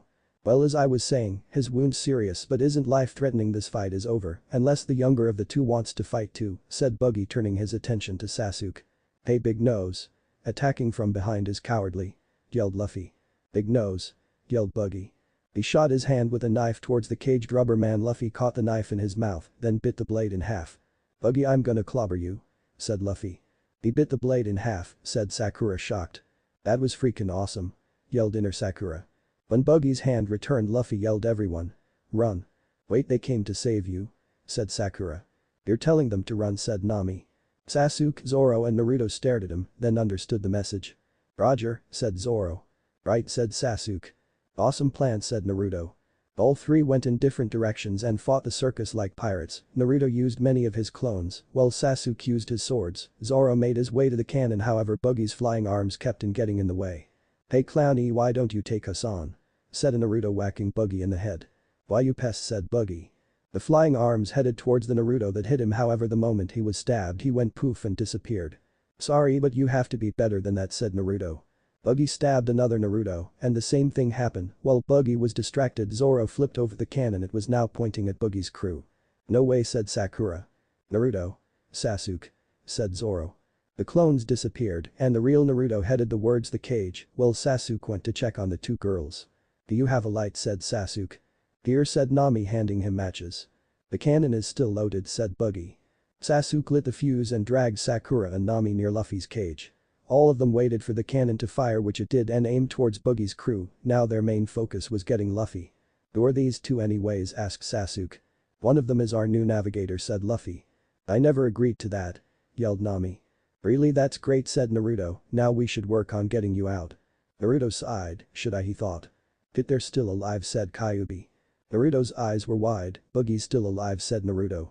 That's right, brat, yelled Boogie, who appeared to be unharmed. Looks like we have to go, said Zoro. He lifted the cage up, however his wound began to bleed profoundly. Zoro, said Sasuke. If you continue your guts will squirt out, said Luffy. I'll just push them back in, said Zoro. Sakura rolled her eyes. I'm doing because I owe all you one, she said. She quite literally grabbed the cage and began to carry it without a problem, scaring everyone but Nami. How, said Zoro. Scary, said Naruto. Sakura hit in the head hard while still lifting the cage with her other hand. Naruto began to rub the sore bump. He'd never say that about a woman, said Kyuubi. Good point, thought Naruto. And so they followed Sakura where she was going, mainly because they'd lose Luffy again. After a while, Zoro told them he needed to rest. You lost too much blood, didn't you? Asked Sakura as they all stopped in the middle of a street. Zoro nodded as he sat down. I wonder where Nami went, said Luffy. I don't know, but I'm sure it involves money, said Sakura. Hey, look, a dog, said Luffy, and his short attention span. The dog was sitting right in front of the cage, just standing there. I wonder if it's real, said Naruto. It is, said Kyuubi. Who even cares, said Sasuke. Luffy poked the dog in the eyes, then the dog began to attack him. After it stopped, Nami showed up. Hey, said Nami, walking up to the crew and her partner. Are you sure this is a good hiding place? Well, isn't it our navigator, said the boys. I haven't agreed to that, said Nami with a sigh. She tossed a key. I stole it from Boogie, think of it as my thanks, it's the key to the cage, she said. Thanks, Nami, said Luffy. Just as Naruto was about to grab it, the dog ate it. Everyone was surprised by this, then both Naruto and Luffy tried to the key back, but no luck, the dog began to maul both of them. The high point was when Naruto was running around in circles as the dog was biting his butt and wouldn't let go. What you whippersnappers are you doing to Chaochu? Yelled angry voice. It was an old man who the mayor of the town named Boodle, who oddly enough looked like a poodle. What he going to say next? Get off my lawn, you blasted kids. Asked Kyuubi as a response to the fact that Boodle used whippersnappers. He took Zoro to his house to take a rest. Where did you take him? Asked Naruto. He's just sleeping. I told him that there's a doctor in a refugee shelter, but all he said he needed to sleep, said Boodle. It figures when he's injured like that the best way to get better is for him to sleep, said Sasuke. So all he has to do is take a nap and he's all better? Asked Naruto. Pretty much, said Sasuke. "So what with the dog?" asked Luffy as Boodle was feeding him. Boodle began telling the story of Chaochu. He belonged to the owner of the pet store they were in front, but his owner died a long time ago. Many people think that he's wait for his owner to return. But I don't think that Chaochu's a smart dog, he's protecting the store for his owner, it's all he has left, said Boodle. This store is his treasure. That's so sad, said Sakura. Poor little guy, even if he did bite my butt, said Naruto.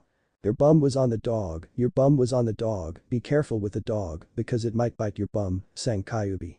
Haha, very funny, thought Naruto sarcastically. No matter what I try to do he won't go to the shelter, said Boodle. Suddenly there was a roar. What's that? asked Sakura. Moji the beast tamer and his pet lion run, yelled Boodle. Boodle ran away along with Sakura, Nami and Sasuke. Naruto stayed with Luffy however. Hey team. Come help defend Luffy, he's in a freaking cage, yelled Naruto. Hey Chaochu, can you give me back that key, said Luffy to the dog. The weird man showed up riding a lion. Both Luffy and Naruto stared at him. I am Moji the beast tamer. I've come to finish off Zoro, said the man named Moji. Is that a costume, said Naruto. I think so, said Luffy. Hey, don't make fun of how I'm dressed, yelled Moji. Are those your ears, said Naruto, pointing to his hairstyle that looked like animal ears. No, that's my hairstyle, and I'd like to ask if you don't make fun of it, said Moji. But I can write, said Kyuubi. He can't hear you, I guess, so thought Naruto. But he looks like a bunny, said Kyuubi. He does, thought Naruto, doing his best to keep a straight face on the outside. I am the beast tamer, I can control any animal, he said, and turned his attention to Chaochu. Now boy, shake. Chaochu stared at him and then bit his arm. The D brothers began to laugh at this. Now you two, where is Zoro? asked Moji. No way, yelled Luffy. Like we tell you, said Naruto. And I, said Moji. Richie, the lion, attacked Luffy's cage, fortunately letting Luffy free. That's great, I didn't have to transform into my full Kyuubi form after all, said Naruto. Yeah, said Luffy. However, when they were distracted, Richie swatted them both in a building. Luffy provided cushioning to Naruto. Sasuke, the two girls and Boodle showed up a few minutes later. Are you two okay? asked Sakura. They can't be there, no way, look at what you did, said Nami. The building they crashed into was nearly destroyed. Well, Luffy softened the crash for me, so any injuries I had were minor, said Naruto. And I can put together why these two aren't injured now, said Sasuke. Both Sakura and Nami sweat dropped. Well, that bunny guy is looking for Zoro, so we better go find him, said Naruto. Right behind you, bro, said Luffy. Once again Sasuke didn't lift a finger to help them. They're going to eaten by a lion, said Sakura. They can handle, said Sasuke. As they were looking for Boodle's house they saw something burning Chaochu's store. Chaochu was crying in front of it, covered in wounds. It looked like he tried to fight off the lion. Both Luffy and Naruto stared at it anger. I can't believe that bunny man, he didn't. I can smell lion all over this fire, said Kyuubi. Luffy, let's go, said Naruto. Luffy nodded. You're going to fight that lion, said Luffy, knowing his brother. You should handle the guy, said Naruto. Both went to look for Moji. They found him riding his lion. Both went into front of him. Oh, it's you two, said Moji, as if they were no threat. You made me do something I didn't want to do, said Naruto. Really, what? asked Moji in a mocking tone. A strange aura surrounded the island. But the others? What's this feeling, said Sasuke.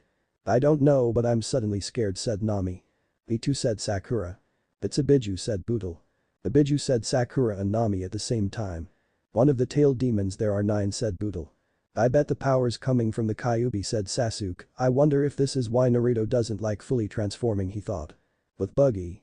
What this I'm feeling, it feels like I should be scared, but what this is strange, thought Buggy. Back with the D brothers, even Moji and Richie were feeling this aura. They were both trembling. Luffy was immune to the aura's effects. Naruto began to transform. He became a fox, an evil-looking fox that was almost the size of Richie, a smaller version of the Kyuubi. His clothes seemed to vanish because of the transformation. You just made me transform to my full demon form, said Naruto with his voice in a tone that sounded evil. Moji couldn't help to tremble, fear not knowing what will happen. Next time. After the fight with Moji, Luffy, Naruto, Sasuke and Zoro begin their final battle with Buggy with Nami, Sakura and Boodle's help, but how much help will they be? Also, Naruto explains to Sasuke why he doesn't like transforming into his full demon form. Chapter 7. The battle begins. Luffy stood next to the fully demon Naruto. Due to the fact that he's been around Naruto in this form many times, he was immune to the effects of the transformation. "You ready, bro?" asked Naruto. Luffy nodded. He used Gum Gum pistol on Moji, knocking him off of Richie. "What you?" asked Moji, getting up. "I'm a rubber man, I ate the Gum Gum fruit," said Luffy, who began to beat up Moji. Meanwhile, Naruto lunged himself at Richie. He began to thrash and swipe him. "Richie. Yelled Moji, what is that thing doing to him? That thing is my brother. Yelled Luffy, who proceeded to slam Moji into a nearby wall because he called Naruto a thing, then he used his gum gum rocket and slammed his body into Moji, and that was for Chaochu. Yelled Luffy. Naruto tackled Richie, who landed on top of Moji. Because of you, that poor dog lost the last thing that reminded him of his owner. Yelled Naruto. Naruto shifted back to his human form as he saw a box of dog food on the ground and picked it up. At least it's something, said Naruto. Luffy nodded, and so they headed back to the ruins of Chaochu's store. Chaochu was sadly staring at it. Sasuke, Sakura, Nami and Boodle were already there. I can't believe it, said Nami. I bet the pirates did this if the Biju didn't, said Boodle. I highly doubt the Biju that was on the island did it, said Sasuke.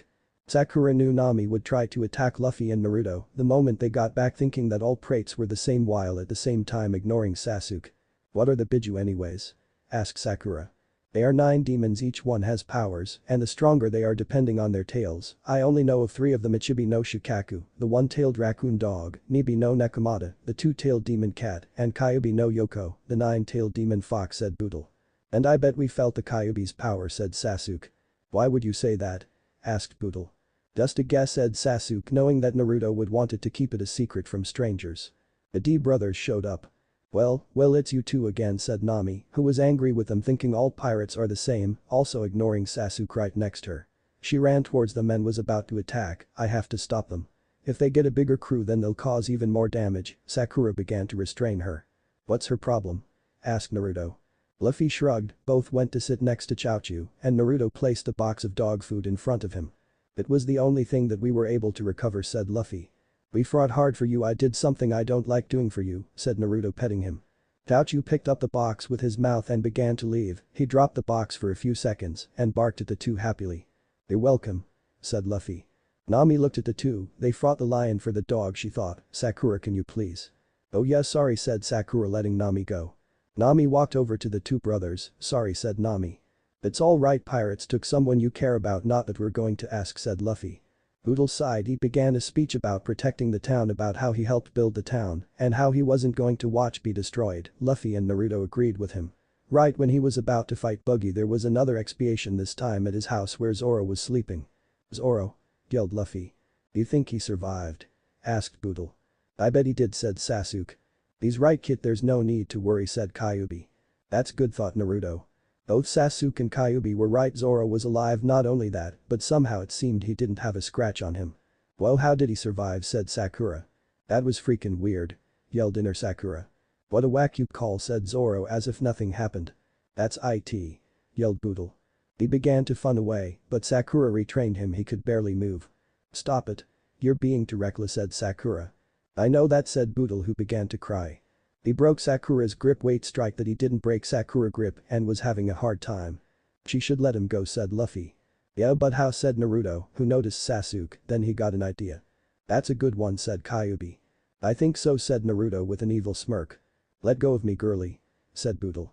No, said Sakura. You know, Sakura, if you let him go I'll take off my shirt, said Sasuke, walking up to her. Sakura began to blush, then she let go of Boodle, who ran away. Really, Sasuke, said Sakura, who then noticed there were 2 Sasukes and that Nami's looked like she got the shock of her life. Wait a second, 2 Sasukes, said Sakura, confused. Ha ha. Laughed the one that talked to her. There was a puff of smoke and it was really Naruto. Fooled you. Sakura punched him into the wreckage of Boodle's house hard, landing right next to Zoro, who was getting up. Ow, pain, said Naruto. Don't worry, you'll be better in a minute, said Kyuubi. Says you, yelled Naruto. Zoro chuckled. He knew Naruto was talking to Kyuubi. Luffy, your brother was reckless, he let him get away, said Nami. Don't worry, I like him and I'll make sure he doesn't get killed, said Luffy. Luffy held out his hand. You two should join up with us, after all you want to treasure and the map to the Grand Line. Nami slapped his hand away. I'm not joining, but I will help you fight against Buggy, just a temporary partnership, said Nami. Sakura sighed, then looked at Sasuke. I bet Sakura will join because she has the hots for Sasuke, said Naruto. Sakura ignored him as best she could, and so Luffy, his crew, Nami and Sakura headed towards the tavern. You shouldn't fight, you're still injured, said Sakura to Zoro. I'm fine, said Zoro. You should rest, said Sakura. I said I'm fine, I'm more worried about my reputation than my health, said Zoro, tying his bandana to his head. Yes, Zoro was also going too. Sasuke and Naruto was having an interesting conversation as well. Say, Naruto, what was that we felt earlier, said Sasuke. Oh, that remember what I said about I don't like to transform into Kyuubi. The reason was because whenever I do an aura of fear covers a half-mile radius, everyone who feels it becomes scared and fearful, said Naruto. And that makes people think you are truly the demon, right? Asked Sasuke. I have a name, you know. Yelled Kyuubi. You did say you can hear him your head, does that mean he can take over your body? Asked Sasuke. He can't, it's one of the pluses of eating the devil fruit, but that don't stop people from thinking that, said Naruto. Very few people knew I wasn't the demon, and people who find out sometimes judge me, Luffy and the rest of my family, the mayor of the town, a couple kids my age, the women who ran the bar and a pirate crew I knew growing up, all of them knew I wasn't the demon. You, Zoro and Kobe are the first people I met in a long time who didn't judge me like that. So basically you don't want to cause fear and make people think you are Kyuubi, said Sasuke. That's right, said Naruto, even though Kyuubi has softened up over the years and is now a bit of a pervert. Hey! Yelled Kyuubi. But it's true, thought Naruto. I know, said Kyuubi in a moping voice. You may be a dope, but you're okay, said Sasuke. Humming from you team, I guess that's a compliment, said Naruto. They were not too far from the tavern when Sakura yelled out. Look at the mayor. Yelled Nami. Boodle was floating in midair, it looked like Buggy was using his powers to choke him. Luffy ran up and managed to separate Buggy's hand from Boodle's neck. I told you I'd clobber you. Said Luffy. Look, we're only here to get the map of the Grand Line and treasure, said Nami. So you guys got that right, said Sakura. Yeah, we know, sees Sasuke. Boodle got up and yelled, you whippersnappers. Get off my lawn, said Naruto, finishing his sentence. What? No, that wasn't what I was going to say, said Boodle. Stay away from my house. Asked Luffy. You broke my window. Said Buggy. Hey, this is our conversation, said Boodle to Buggy. Well, sorry, said Buggy. You're outsiders. You shouldn't fight your outsiders, I'll protect this town, so stay out. Yelled Boodle. Luffy knocked him out. Nami and Sakura were speechless. Whose side are you on? She yelled. Joe was in the way, said Luffy. Good thinking, said Zoro. Yeah, he would have been killed, said Sasuke. I doubt he'll give us candy after the fight, said Kyuubi, joking around a little. He laughed. Naruto. You know, if you didn't trick me into letting him go, this wouldn't have had to happen, muttered Sakura with a sweat drop. Luffy took a breath. Hey, big nose. He yelled. Buggy began to get extremely angry. Why, you little kill him, fire the buggy ball at him, he yelled. Buggy's crew fired the cannonball at Luffy. Luffy? Yelled Sakura. You're an idiot, said Sasuke. Idiot, can't you keep your mouth shut? Yelled Nami. Luffy, get out of the way, said Nami. That cannonball's not going to work on me, said Luffy. Kid, your brother's an idiot, but he comes up with good plans, said Kyuubi. I know, thought Naruto. Just as the buggy ball was going to hit Luffy, he blew up like a balloon while yelling gum gum balloon. The buggy ball bounced back and blew up the tavern. Shocking everyone but Naruto, who fired out his plan. So that was your plan, said Zoro. Just tell us next time, please tell us before you do that, said Sasuke. Well, that evens the odds. Said Luffy. That was so awesome. Yelled Naruto. Sakura and Nami sat on the ground staring at Luffy. What was that? Yelled Nami. That was the gum gum balloon, said Luffy, doing a cool pose. That's not what we meant. Said Sakura. You were slammed against a building and now you took a hit from a cannon, yelled Nami. We want answers. Said Sakura. Give them now. Yelled Inner Sakura. Hit, said Kyuubi. Buggy's still alive. Said Naruto. Everyone turned their attention to the wreckage of the tavern. Buggy and another of crew members stood there. Buggy was also using two his men as a shield. You got some nerve, said Buggy. That's horrible. Yelled Naruto. Using his own men as a shield, said Nami. The other man standing up was using Richie as a shield. Just then Moji emerged from the wreckage. Kabaji, what are you doing? Yelled Moji. Oh, just using the little kitty as a shield, said the man known as Kabaji, throwing Richie towards Moji. Moji noticed Naruto and Luffy.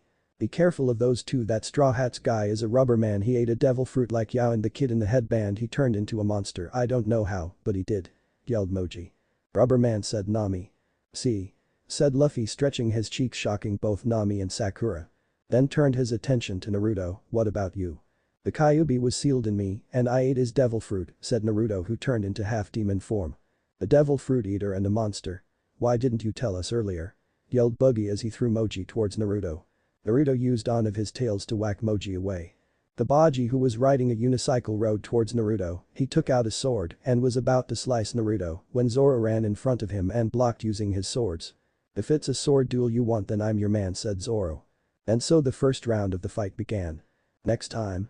Zoro's still injured while he's dueling Kabaji.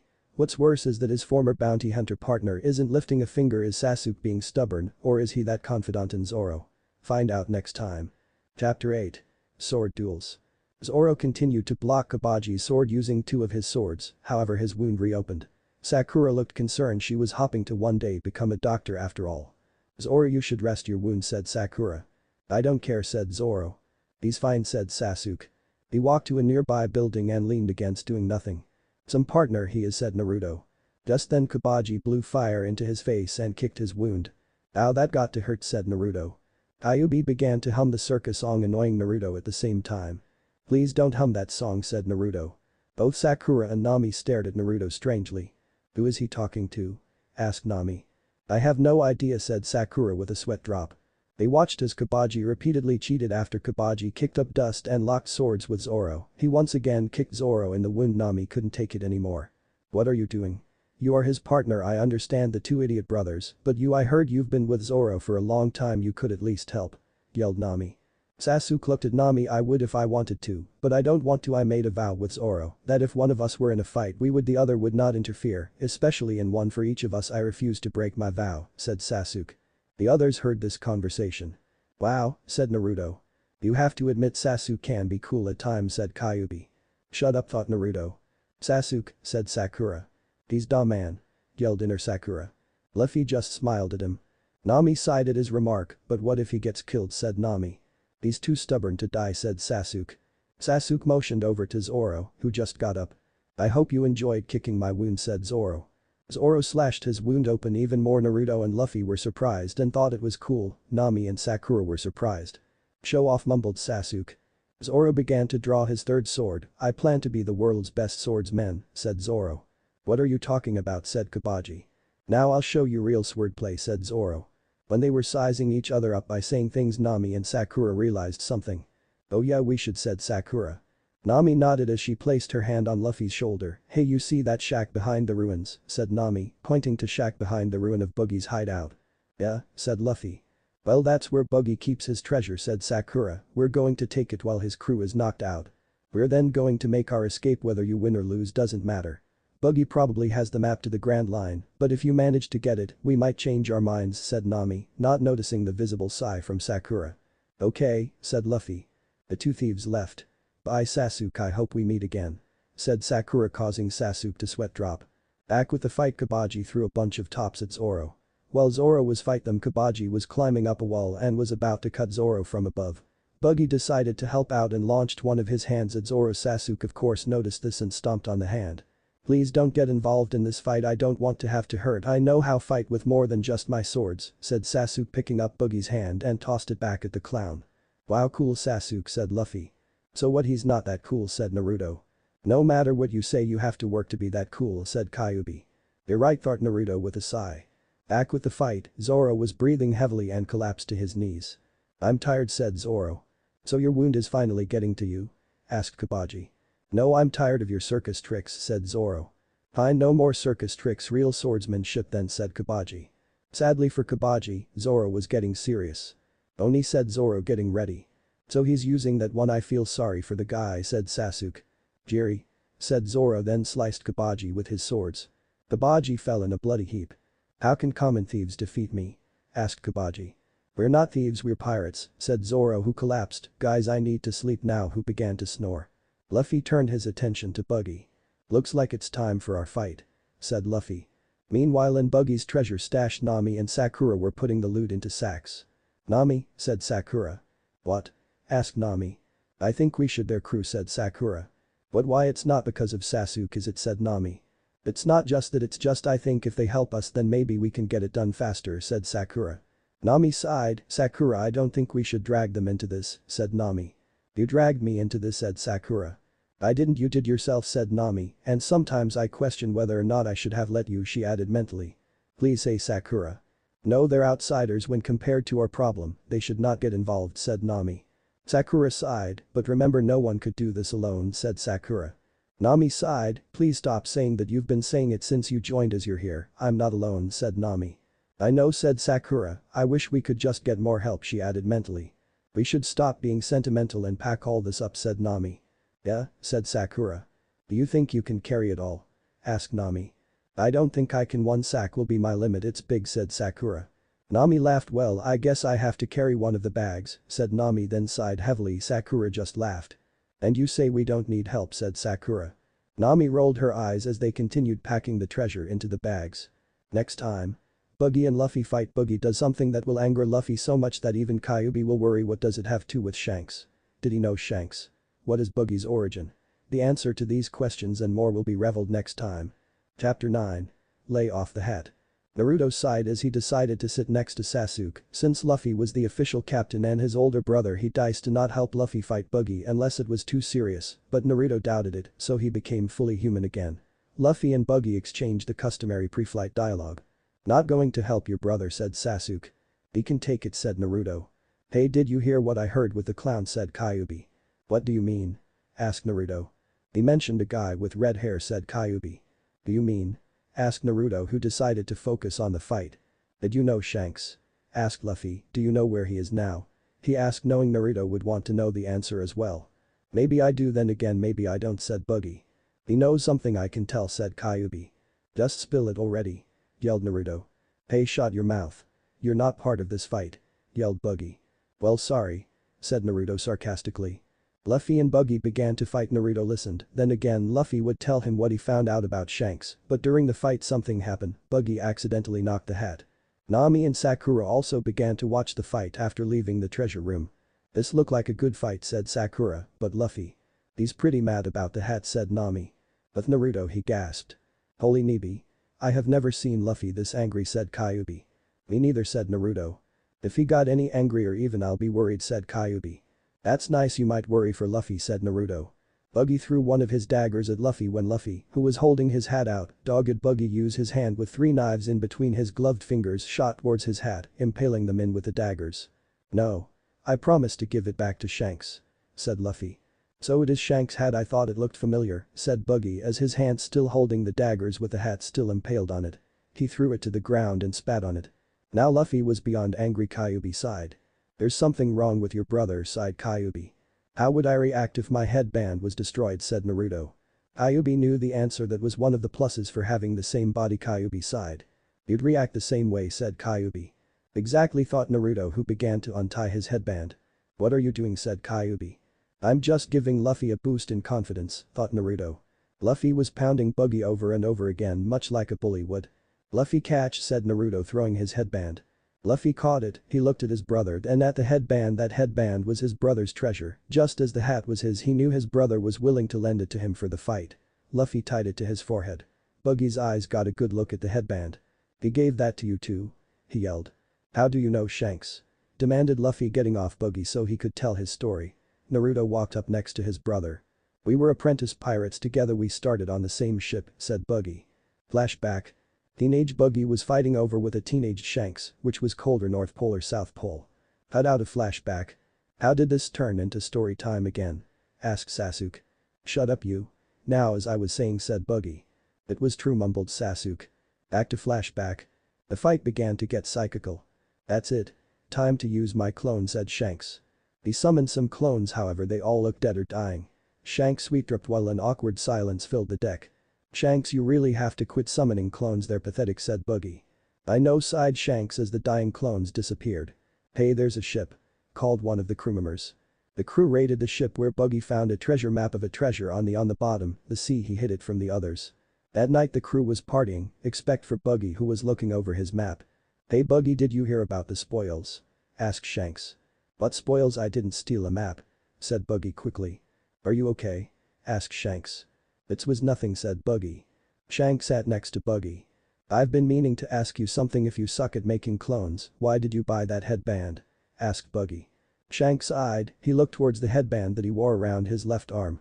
I thought it helped me with my clones, said Shanks. I see it didn't work, said Buggy. Well, if I do give up it won't happen for a long time, said Shanks. Oh yeah, what did you say about spoils, said Buggy. Oh, the captain found a devil's fruit, he said if anyone wants it they can have it, said Shanks. The devil's fruit? Asked Buggy. Yeah, they say that if you eat you gain powers, but the sea turns against you, said Shanks. You mean you can't swim? Who would want to eat that? Asked Buggy. But there's people who want to pay more than 100 million berries for it, said Shanks. More than 100 million berries, yelled Buggy. He came up with a brilliant plan. He ate a fake one in front of the crew and stole the real later. He was in a lifeboat looking for spoils, laughing however. "Hey, what's going on, Buggy?" said Shanks showing up behind him, surprising him. He hid the devil fruit in his mouth and turned to Shanks. "Okay, I won't tell the chef that you've been stealing food," who then left. Buggy sighed in relief. Then Shanks showed up again, surprising him and making him swallow the devil fruit. Cut out a flashback. "Idiot," mumbled Sasuke. "What was that?" yelled Buggy. "What, I didn't say anything," said Sasuke. Back to flashback. Buggy began to shake Shanks while yelling at him. "Do you know how much I lost because of you?" he yelled. "Hey, what's that?" asked Shanks. Buggy dropped his map over the side of the boat. "Oh no," he yelled. He dove in after it, but when he was in the water he found he couldn't swim. "What's going on? I can't move properly," thought Buggy. And so Shanks dove in after him, saving his life. End of flashback. "So Shanks saved your life," said Luffy. "Are you kidding me? It's his fault I lost my fortune," said Buggy, who began to start a speech on how because it's all Shanks' fault and how he has to get all the treasure above the water. "Be his issue," said Kyuubi. "No kidding," said Naruto while nodding. "What did he say?" asked Luffy. "Buggy has issues," said Naruto. "He sure does," said Luffy. "And I will let no one take it from me. Or I will crush them." "Nami. Sakura," yelled Buggy. Buggy's upper body began to fly towards the thieves who were watching the fight and listened to the story as well. Right before he could attack the toe, Luffy noticed Buggy's legs, so he kicked him in the crotch. "Jesus, I know I never said this before, but your brother's brutal," said Kyuubi. "You're acting like this is the first you saw him kick someone in the nuts," thought Naruto. "Oh yeah, that drunken guy when you were 7, said Kyuubi. "No fear attacking my lower half," cried Buggy. "Hey, our fight isn't over yet," said Luffy. "Hey, you two, you should drop the loot. He'll just go after you again," yelled Naruto. "To be honest, I really don't need to, it's not that heavy," called Sakura. "Easy for you to say," said Nami. "There's no way we're dropping this loot, we stole this, so it's ours. We're master thieves," she yelled. "So that's how it works," said Naruto. Note to self. Find way to fix your logic, said Kyuubi. "You two know it's not yours until you get away with it," said Buggy. "We don't argue with low-life pirates," said Sakura, sticking out her tongue. "That's showing them," yelled Inner Sakura. "I guess I should punish you, insolent," said Buggy. "Chop chop festival," yelled Buggy. Buggy's body split apart and went all over the place. "He's all over the place," said Luffy. "Bad pun," said Kyuubi. "Spilt up," said Sakura. The two ran in different directions. Buggy followed Nami as she was slower. "Come back here, you," yelled Buggy. Buggy was so focused on Nami that he didn't notice that Sakura stopped next to the D brothers. "This is bad," said Sakura. "Hey kid, look at his feet," said Kyuubi. Naruto noticed that his feet were still on the ground, so did Luffy. In fact, both looked at each other and nodded. They each grabbed a foot and took off his shoes. "So what are you going to do?" asked Naruto. "Tickle it," responded Luffy. "Pain it is," said Naruto. Luffy tickled his foot while Naruto kept jamming his toe into the ground. Buggy didn't know whether to laugh or scream in pain. Sakura stared at the two. "They are weird, smart but weird," she said, then got an idea. He looked at Buggy's body. "That's it. I'll need help though," she said. Then turned to Sasuke. Sasuke, I know you haven't done anything, but can you please help me with something?" she said. "It doesn't involve carrying the treasure, does it?" asked Sasuke. "No, it's something else," said Sakura with a sweat drop. Buggy managed to kick his feet away from the D brothers. Nami still ran like crazy. "Maybe if I chase her with my body it might help parts return," said Buggy. The body resembled itself well, almost. His head was there, his hands were there, his feet, which somehow has their shoes and socks on, were there, but the rest of his body well. "Looks like we got you after all," said Sakura.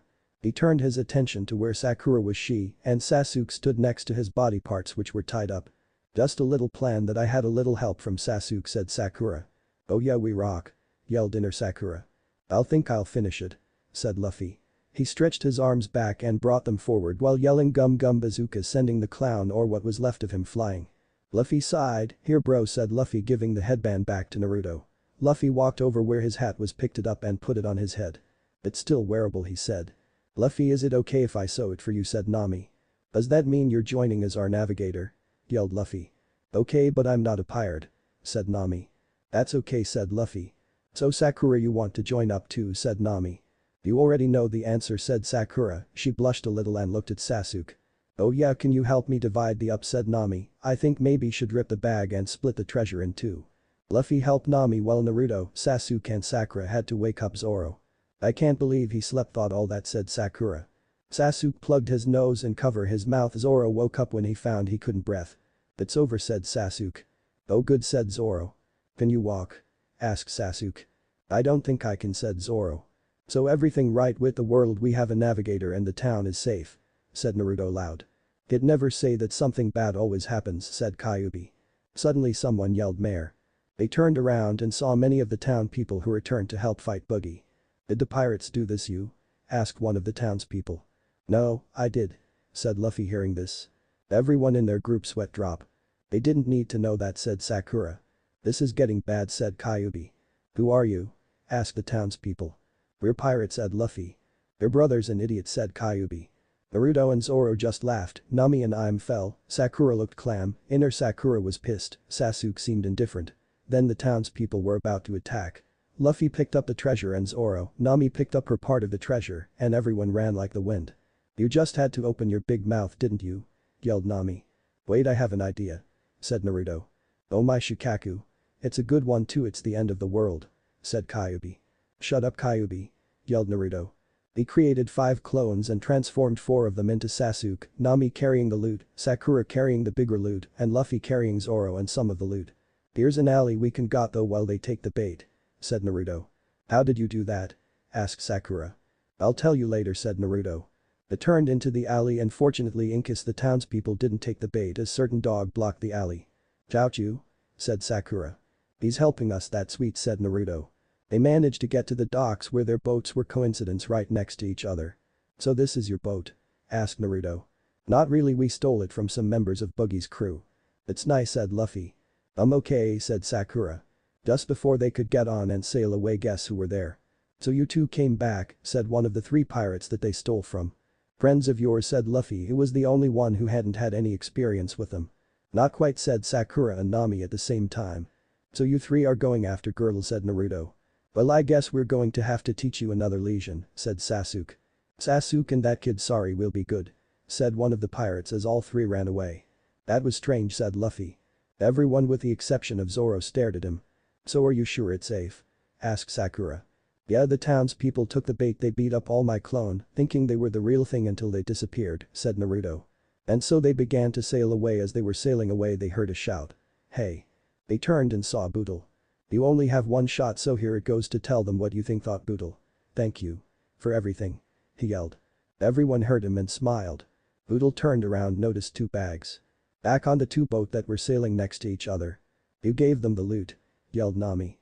'The town was wrecked, they need the money to rebuild it,' said Luffy. 'That was 500,000 berries,' yelled Nami. 'Don't worry, we still have my bag,' said Sakura. 'That doesn't matter,' said Nami. She leaned across to the boys' boat and grabbed Luffy, trying to push him down. 'Stop, Nami. I can't swim,' said Luffy. 'I know that. That's why I'm doing this,' yelled Nami. 'Nami, please stop,' said Sakura. 'She's gone crazy,' yelled inner Sakura. Nami calmed down a bit and began to laugh. 'You're laughing, I guess you don't mind,' said Luffy. 'Well, we still have the one of the bag,' said Nami. And so they gained a navigator along with another crewmate, but there was still one more problem. Next time. While looking for a ship, the crew lands on a small island. There they meet the sons of Yasop, the member of Shank's crew who looked out for Naruto and Luffy by preventing them from reading Make Out Paradise. The 2 always cheer up a rich sick girl, but her butler hates them. What will happen? Oh yes, the extra character is Konohamaru as a 4th member of Usopp's pirates. One more thing. 6,000 hits. Woo. Chapter 10. Bros and Dogs. In the village known as Syrup Village, a small white dog with brown ears ran across the village, barking as if warning about something. Then 2 boys came running, though yelling, "Pirates are coming, run for your lives. Run for your lives, these pirates are as tough as Usopp is ugly," yelled the younger of the 2, who was 14. He had messy brown hair and wore a gray jacket over a black shirt and wore a pair of worn jeans. "Dibba, what do you mean, as tough as Usopp is ugly? Are you saying I'm ugly?" asked the older one, who was 17, and his name was Usopp. He had curly long dark brown hair covered in a checkered bandana, wore brown overalls with no shirt. He also had an extremely long nose that kind of resembled Pinocchio's. "It was just a joke," said the younger one named Kiba. They got to the middle of town tired. "We have one more thing to say," said the 2, kidding. The townspeople were angry. One of them threw a frying pan at them, missing. "Why, you little," yelled one of the townspeople. Both boys began to run away again. This time from the angry townspeople, the little dog joined them. Meanwhile with the crew. "Wow," said Nami. "So let me get this straight, your demon encouraged you to transform into a naked female version of yourself," said Sakura. Yes, it was all his idea. He's a bit of a pervert if I do say so myself, said Naruto. What do you mean pervert? Yelled Kyuubi. Well, you are, thought Naruto. Shut up, whined Kyuubi. You're not exactly making yourself look innocent, thought Naruto. I was wondering, could Kyuubi ever take over your body, asked Sakura. No, Kyuubi told me when I ate the devil fruit, I permanently straightened the seal so much that he can never take over my body, said Naruto. Did I know this is a bad time, but that's not necessarily true, said Kyuubi. Naruto turned white. What he said out loud. Hey Dobe, you feeling okay? Asked Sasuke. I'm fine, I'm just going to take a little nap, said Naruto, who suddenly collapsed. He's fine, said Luffy, like nothing happened. While his body was asleep out, on the inside Naruto stood in front of Kyuubi's cage. What do you mean that's not necessarily true, said Naruto. Well, I've been meaning to tell you this, but there are weaknesses to the seal, for example sea stone, if you touch it, then I can easily take control of your body, said Kyuubi. What sea stone? Asked Naruto. Kyuubi coughed, it's best I tell you what it is when we cross that bridge, anyways I can find ways to take over your body, I just don't want to, said Kyuubi. Thanks, said Naruto sarcastically. If I take over your body then it will mean our lives are in danger or some sort of bizarre accident, said Kyuubi. That's good to know, said Naruto. So you're going to tell the crew, said Kyuubi. No, just Luffy, it's best I tell him, said Naruto. Kyuubi nodded, he knew at least Naruto would tell Luffy. Naruto went back to the outside world. Luffy, there's something I need to tell in private, said Naruto. Luffy nodded, the two went to one of the ends of the boat. Naruto whispered what Kyuubi told him. What? He nearly yelled. SHH, please keep it a secret, I don't want this getting out, said Naruto. I promise, said Luffy. I wonder what's that about, sees Sasuke. Who knows, said Zoro with a yawn. When Luffy and Naruto finished their conversation, Nami cleared her throat. I hope you realize there's if we're going to Grand Line we'll need something important, said Nami. Meat? Asked Luffy. Ramen? Asked Naruto. Grog? Asked Zoro. The girls and Sasuke stared them. Remind me why we were partners again, said Sasuke half-jokingly. No, what we need is a ship, we're near an island with a town, we might be able to get ship there, said Nami. And meat, said Luffy. We need grog too, said Zoro. Don't forget ramen, said Naruto. You're an idiot, kid, said Kyuubi. Back in Syrup Village, the town, the angry mob lost track of Usopp and Kiba. We'll get you punks. And your little dog too, said one of the townspeople. Both Usopp and Kiba were hiding in a tree, the dog was on Kiba's head. It gets funnier every day, said Kiba, the little dog on his head barked. Good morning, Captain, said a voice from the under the tree. Kiba cleared his throat. Oh, and Kiba, said a different voice. The dog barked. And Akamaru, of course, said a third voice. Both jumped down and greeted three young boys. We the Usopp pirates have arrived, said one of the boys who green hair that looked like a bell pepper whose name was Pepper. So what's going on today? Asked Usopp. And where's Onion, said Kiba. The purple-haired boy who wore an orange cap that made him resemble a carrot whose name was Carrot shrugged. He's probably going to show up screaming about something as usual, said the third boy. He had spiky brown hair and wore a set of goggles over his forehead. His name was Konohamaru. He was the odd one out as he didn't look like or share a name with a vegetable. It's terrible, yelled a voice. See, told you, said Konohamaru. The blonde boy who looked like an onion and his name was Onion came running though. Pirates are attacking the village, screamed Onion. Liar, said the other three boys. No, really, Onion, and they had the symbol of Buggy the Clown, said Onion. Buggy the Clown, said Usopp. He ran away. Captain, wait, yelled Pepper. I have to go eat my snack. I have a rare disease that if I don't eat a snack at the same time every day I'll die, yelled Usopp. Bro, why didn't you tell me about it? Asked Kiba, knowing it was a lie. I didn't want to worry you, but the doctors said it was serious, lied Usopp. But wouldn't have been a good idea to just tell about this disease, since you're the only person I have here, said Kiba in an all too serious tone. He almost cracked up when saying that. Usopp sighed. I made it up, he said. Gotcha, I knew that, said Kiba, laughing. Hey, you tricked me, said Usopp. Captain, there's only 2 small boats with 6 people all together, yelled Onion. Why didn't you say so, said Usopp, running back towards them. Kiba rolled his eyes. So bro, you have a crackpot plan to get rid of them, said Kiba. Did you say crackpot? Asked Usopp. No, I said hot shot, said Kiba. Well, of course if it is, said Usopp. Not too long later, the crew landed on the island. Finally, it's good to be on dry land again, said Sakura. No kidding, said Naruto. So where's the town? Asked Luffy. Before Nami could answer, someone began to shoot at them, dodged it best they could, the shooting stopped.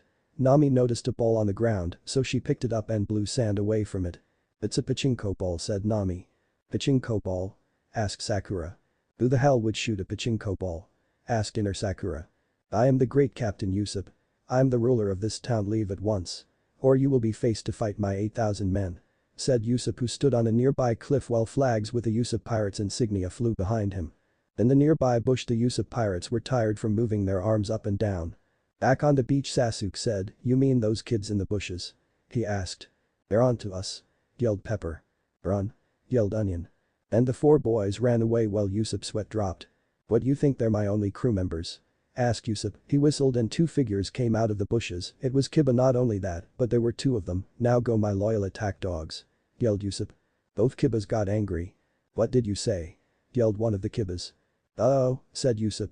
The Kiba that talked jumped up to Yusuf, pounced on him and began to shake him by the strap of his overalls. Look bro, how many times do I have to say I choose the position that me and Akamaru get and don't call us your attack dogs, yelled that Kiba. The other Kibas let out a small dog while shaking his head. This is embarrassing, said Zoro. No kidding, said Sakura. Hey kid, said Kyuubi. What? Asked Naruto. Does that guy, the one that looks like Pinocchio, look familiar, said Kyuubi. What do you mean? Said Naruto. Think if he was older, had blondish hair, smaller nose with some blood gushing out it, said Kyuubi. Oh I know now, thought Naruto. Hey wait a second, you weren't around then? Well we just couldn't communicate, so how do you know about him? I have access to all your memories, remember, said Kyuubi. Oh yeah, thought Naruto. He turned to Luffy and whispered to him. Luffy nodded and agreed. Hey. Yelled Luffy. There is something wrong with you Yusuf, you're 17 and you play with little kids. Yelled Kiba while shaking. Hey. Yelled Luffy again. I think they're trying to get our attention, said Yusuf, hoping his little brother would stop shaking him. Oh what? Asked Kiba. You 2 are brothers, right? Yelled Luffy. Well, no one's ever guessed that before, said Kiba. Yeah, said Yusuf. Okay, your father's name is Yasop, right? Yelled Luffy. Yusuf got up, making Kiba fall off the cliff. Kiba didn't mind, either, because he was surprised too. The second Kiba disappeared in a puff of smoke and reappeared as Akamaru. How do you know our dad's name? Asked Yusuf.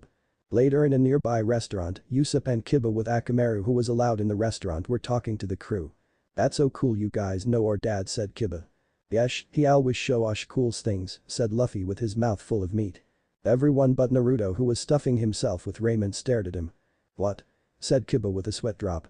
Luffy then explained what he said and what he meant, that Yasop would sometimes give them demonstrations with his marksman abilities. Also he always look out for us, like all those times he prevented us from reading the manuscripts for Make Out Paradise, said Naruto. You grew up with the guy who wrote Make Out Paradise? Asked Sakura. Well, he's also a member of Shank's crew, said Luffy.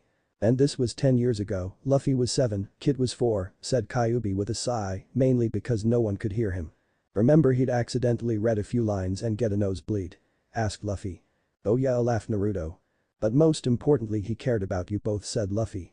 Flashback. The very drunk Yasop was talking to a 7-year-old Luffy and a 4-year-old Naruto. Did Shaiva tell about my two sons? They're shabout your shade Yaosh, no, slurred Yasop. We know, said Luffy, bored. You told like a million times already, said Naruto, also very bored, more bored than Luffy.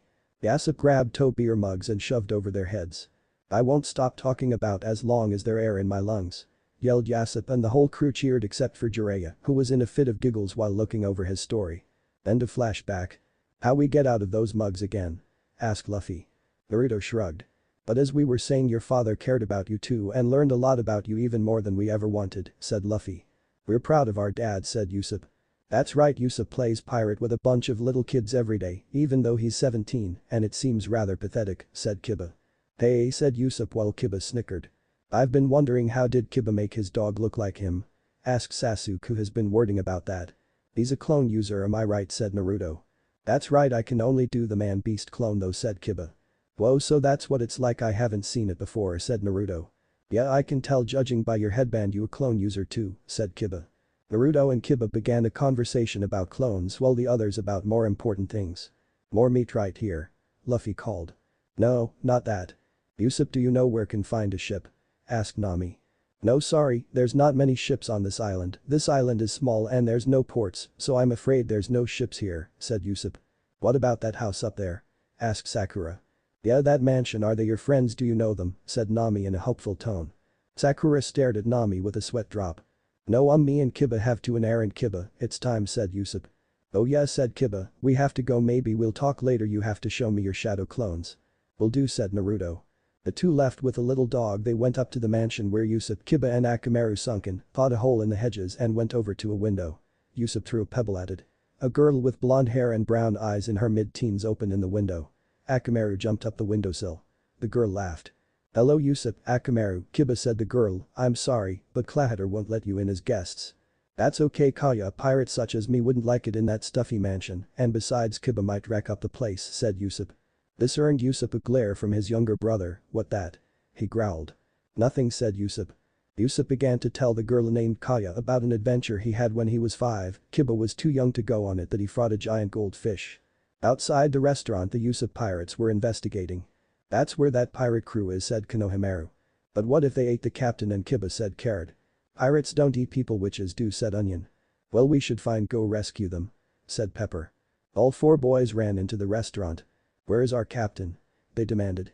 "Hey, weren't those kids with Yusuf and Kiba?" said Sasuke. "I think so," said Nami. "That was good meat," said Luffy. All 4 boys began to get scared thinking the meat was Yusuf. This gave Zoro an evil idea. "You looking for you captain," said Zoro. "Where is he?" asked Pepper scared. "We ate him," said Zoro giving a demented look. The other laughed, even Sasuke chuckled, then the 4 boys turned to Nami screamed out "Witch!" before fainted. "Hey!" she yelled while the other just laughed. After the boys regained conciseness they laughed at the joke. "So they said they're running an errand," said Carrot. "He must be up there," said Konohamaru. "Up where?" asked Luffy. "The mansion, he goes up there to tell lies," said Pepper. "That's not nice," said Sakura. "It is," said Onion. "He goes up there to cheer her up. The prison who lives up there is a girl, she lives alone, she's also very sick. Captain goes up there once a day to cheer up with Kiba, who just listens mainly because she loves Akamaru," said Konohamaru. "That's one of the reasons why I like the captain, he's a meddler," said Carrot. "I like him because he's bossy," said Pepper. "I like he's boastful," said Onion. "I like him because he reminds me of Pinocchio," said Konohamaru. "Those are good qualities," said Nami with a sweat drop. "Yeah," said Sakura. "So they're good friends?" asked Naruto. "Hey Naruto, are you thinking what I'm thinking?" asked Luffy. "I hope it doesn't involve asking a boat from her, is it? I just hope that isn't what your idiot brother is thinking," said Kyuubi. "Are you thinking about asking her for a boat?" asked Naruto ignoring his inner demon. Luffy nodded. "You're an idiot and your brother's an idiot," yelled Kyuubi. The other 4 members sighed. Where do they come up with this stuff? All 4 thought. Later they got to outside the mansion. "So this is the mansion," said Luffy. He stretched his arms over the top of the fence. Naruto grabbed on. "Come on everyone," said Naruto and Luffy at the same time. "Yusuf pirate," gasped at Luffy arms, the other just sweat drop. All 8 reluctantly grabbed onto Luffy. "I hate this kit, you know that right," said Kyuubi. "But I love it," thought Naruto. Luffy launched a large group over the fence. Back with Yusuf, he was telling Kaya about how he took his slingshot when rather large group of people crashed in the middle of the yard. "Ouch," said Kiba. Both Luffy and Naruto were fine, the others not so much. "Luffy, please never do that again," said Sasuke. "Who are they?" asked Kaya. "They are people who heard about my greatness and joined my crew," said Yusuf. "That's right," said Luffy, who realized what he said. "No wait, it isn't, I came to ask you favor." "This is stupid," said Kyuubi. "Shut up," thought Naruto. "Who are you?" demanded a voice. All of them turned around and saw a man with dark green hair slicked back wearing glasses and a black suit with gold coils on them that resembled poop. "Klahater," said Kaya. "The butler," said Yusuf as Akamaru growled at the man. "Who is this guy?" asked Naruto. Next time. After Klahater bad-mouths Yasop, Luffy, Naruto, Kiba and Yusuf discover that the butler is not all that he seems to be with a weirdo hypnotist. He plans to kill Kaya, who is he really, and what are his plans? Find out more next time. Chapter 11. Secrets and Lies. The man known as Klahater stood in front of them. He was Kaya's loyal butler. He didn't look too happy. "If you don't have business here, vacate at once," said Klahater. "But we do," said Luffy, "we came to ask for a big ship." Klahater glared at the rubber man. "I can't help you there," he said. Naruto got an idea, he transformed into his girl form. "Oh please, can you please change your mind," he said in a very cute way. Sakura, Nami, Yusuf, Kiba and the Yusuf pirates stared at the sight. "I knew he said he could transform, but this is," said Nami not knowing how to finish her sentence. "Weird?" asked Sakura. "That's one of the words," said Nami. "I'm sorry, I won't change my mind, and weren't you just a boy?" said Klahater slightly confused. Naruto scowled as he changed back to being male. "You certainly pay attention," he said. "But you tried, kid, you tried," said Kyuubi. "So you're Yusuf and his brother Kiba, I've heard about your reputation," said Klahater. "Oh really, then you can be Captain Yusuf." "But flattery is not needed," said Yusuf while Kiba rolled his eyes. I've heard that the guard's saying that you've been sneaking around, said Clahater. Yeah, me and brother have been chasing a giant mole, our dog spotted it earlier, said Yusuf. Clahater laughed. My, you two have a gift for deceit, said Clahater. That when he began to badmouth their dad, then accusing that they were after Kaya's money, however. Can you call off your dog, said Clahater. Akamaru was biting his pant leg. That Akamaru, said Kiba. Akamaru whined and walked over to Kiba. When he was by his master, Kiba whispered to Akamaru, good boy, which he waged his tail to. Stop, Clahater, said Kaya. But I speak the truth, said Clahater, straightening out his pant leg.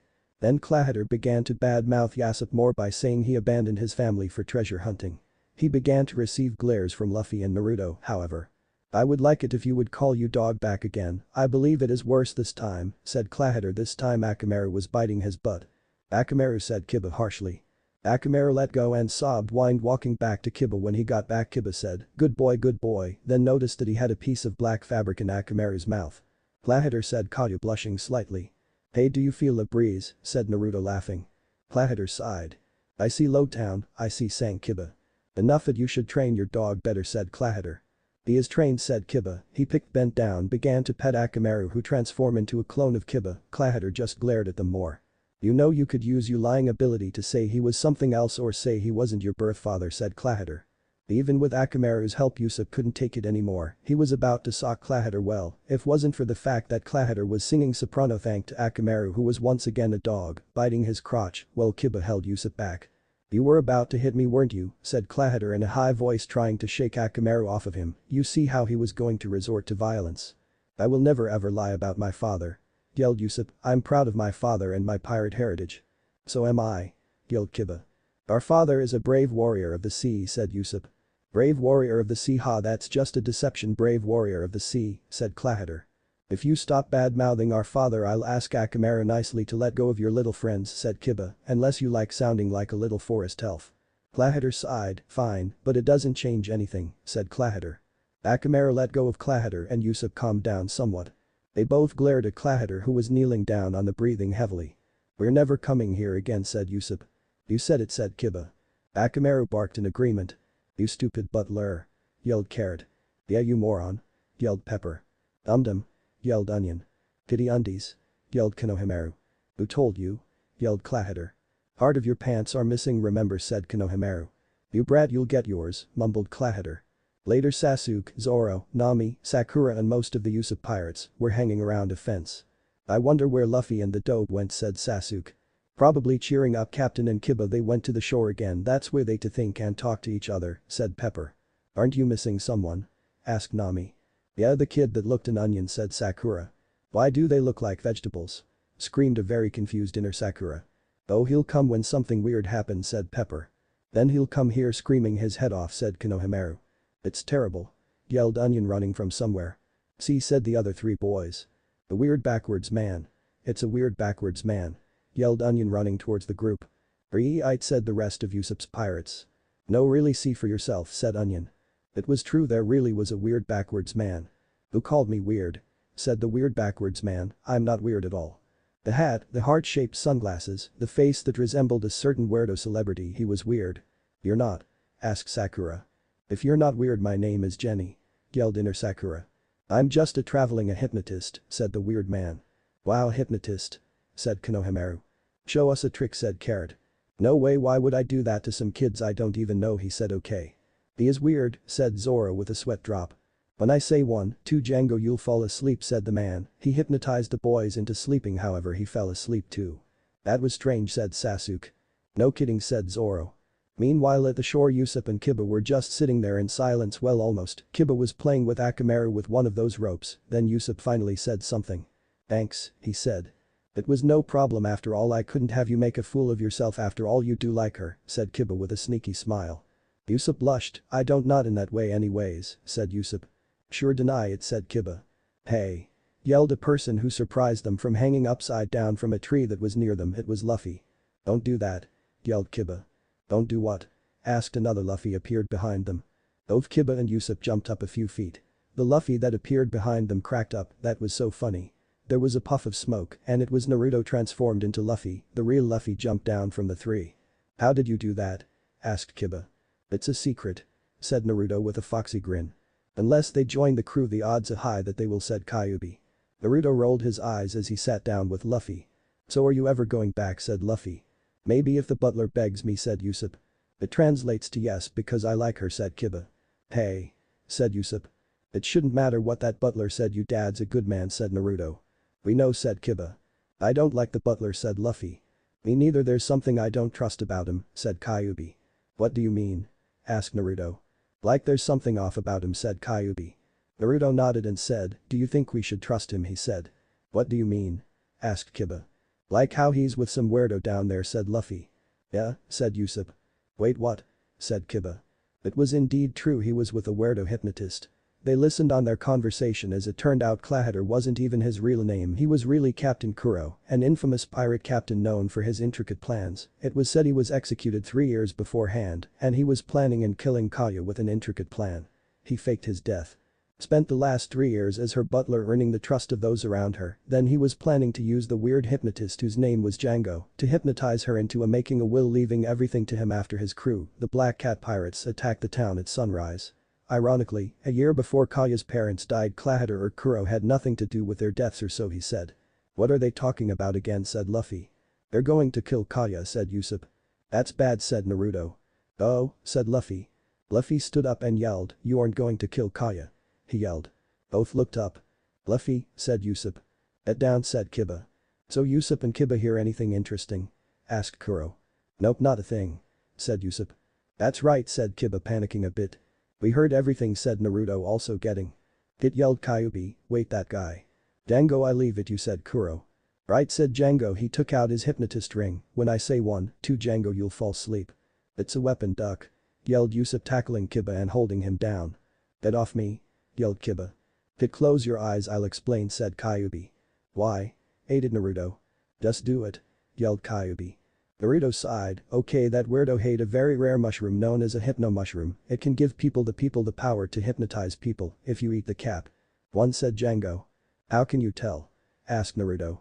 You, that beard thing, that's no beard, that the stem. The reason why it's so rare is that it needs to grow on a human who hasn't bathed in a really long time, said Kyuubi. Do, said Django. Wait a second, are you saying that weirdo ate a mushroom that was growing on him? That's sick, yelled Naruto mentally. I know, said Kyuubi, who sounded like he was holding off gagging. Django, said Django. You can open your eyes now, said Kyuubi. He opened his eyes to find Luffy was slumping over asleep and then fell off the cliff. Maybe you should have warned your brother too, said Kyuubi. Yeah, said Naruto. Usopp got off of his younger brother. They looked over the side along with Naruto. No one could survive a fall like that, said Kuro. Should I take care of those 3, said Django, who just woke up after hypnotizing himself as well. No, not those 2, no one will believe them, said Kuro, pointing to Usopp and Kiba. What about Blondie? Said Django. Oh yeah, about Blondie, said Naruto, jumping down the cliff. Just take care of him, I'll meet up with you elsewhere, said Kuro, walking away. Right, said Django. Usopp ran away. Kiba and Akamaru tried to stop him, but no one will believe him, said Kiba with a sigh. I know, said Naruto, who was hiding behind a tree. Kiba smirked, who thought I would see a shadow clone in action like this, said Kiba, looking over the cliff. Django was fighting what turned out to be a shadow clone. Django took a few hits, but finally managed to damage the shadow clone enough. It disappeared in puff of smoke. What just happened? He yelled. We should tell my crew at least, said Naruto. About your brother's death, said Kiba. No, my brother's fine. About the butler's plan, said Naruto. The 2 ran to find the crew. They met up midway. What happened? Asked Nami. You know something happened? Asked Naruto. We saw Usopp run by like his pants were on fire, said Zoro. Actually, said Konohamaru. Flashback. Usopp's pants were on fire. He ran around crying like a little baby. Stop, drop and roll, Captain, yelled Onion. You're a liar, liar, pants on fire, laughed Kiba. You not helping, yelled Usopp. End of flashback. Did that really happen? Asked Sakura as they were walking to the beach. Sadly yes, said Kiba, face palming. As funny was it was also kind of embarrassing. They got to the bottom of the cliff to find Luffy.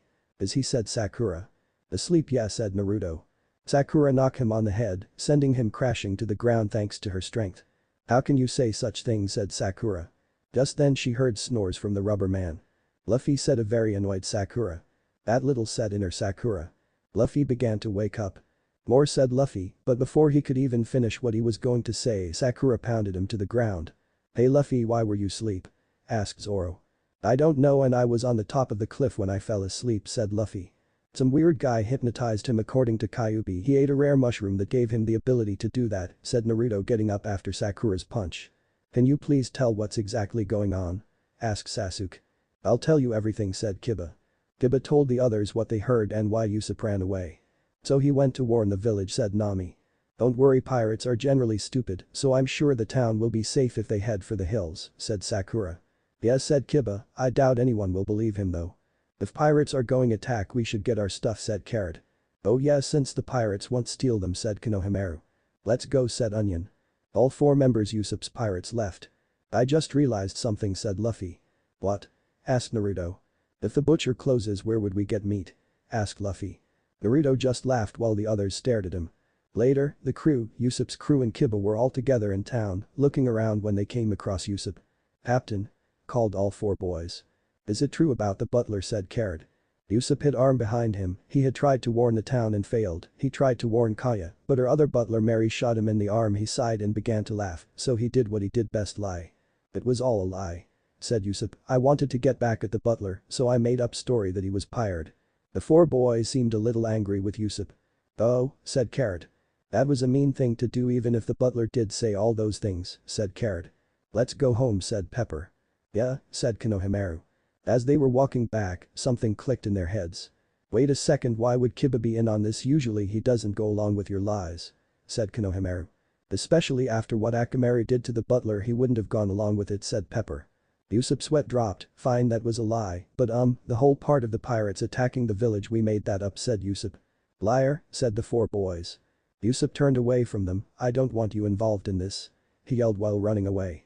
He's lying to protect you, he doesn't want you guys to get hurt, said Kiba, who began to follow his brother, followed closely by Akamaru. Wait, yelled Pepper. Sakura managed to pick up all 4 of them but their shirts.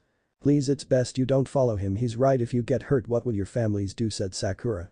She right, just stay out the way and let him handle it, said Sasuke. The 4 boys nodded. Sakura put them down and boys ran home. They will get involved, I don't know how, but they will, said Kyuubi. I know, said Naruto. We should go talk to the 2, said Luffy. The other nodded. Later they were at the beach with the 2 brothers. Sakura began to bandage Usopp's arm. Thanks, Sakura, said Usopp. I can't believe they didn't buy your lie, it wasn't a crackpot plan as usual, said Kiba. Hey, said Usopp. At least they said they would stay out our way, said Naruto. Are you mean you're helping us? Asked Kiba. Of course, said Luffy. Well, you are outnumbered, said Sakura. You need all the help you can get, said Luffy. And you look pretty scared, said Zoro. I'm not scared, said Usopp. Oh really? Said Sasuke. He pointed to his legs. Usopp's legs were shaking. I'm cold, okay, said Usopp. Usopp's always been scaredy cat, me on the other hand I'm not at all, said Kiba, who looked almost excited to fight. Usopp sighed. This better not be out of pity, said Usopp. Don't worry, it's not, said Luffy. Okay, I know Naruto can do that weird transformation thing, and I saw one of his shadow clones, so can you do, said Kiba. I can stretch, said Luffy. I'm a swordsman, said Zoro. I'm a thief, said Nami. I have my strength, said Sakura. I'm a swordsman too, but I'm good with martial arts as well, said Sasuke. Well, I run and hide, said Usopp. You have to fight, yelled everyone else. Well, I do have the perfect plan to get rid of them, said Usopp. They implemented their plan, which was pour oil over a slope. This hill is the only way to get into the village. The plan, while they're slipping and sliding we attack, said Usopp. Wow, what a slick plan, said Luffy, making a very bad pun. When it comes to great plans I'm the man, said Usopp. But most of them are crackpot, including this one, said Kiba. What do you mean crackpot? Said Usopp. They are. What if we fall down the hill, ever think of that? Said Kiba. Akamaru barked in agreement while Usopp sighed. Everyone laughed at their display. After a few minutes they waited impatiently for sunrise. I'm going to take a nap, said Naruto. Sakura hit him in the head. Don't, said Sakura. I'm going to take a nap, yelled Naruto. It's code something important that I'll explain to you later. Then he collapsed. Don't worry, it will be short, I'm sure, said Luffy.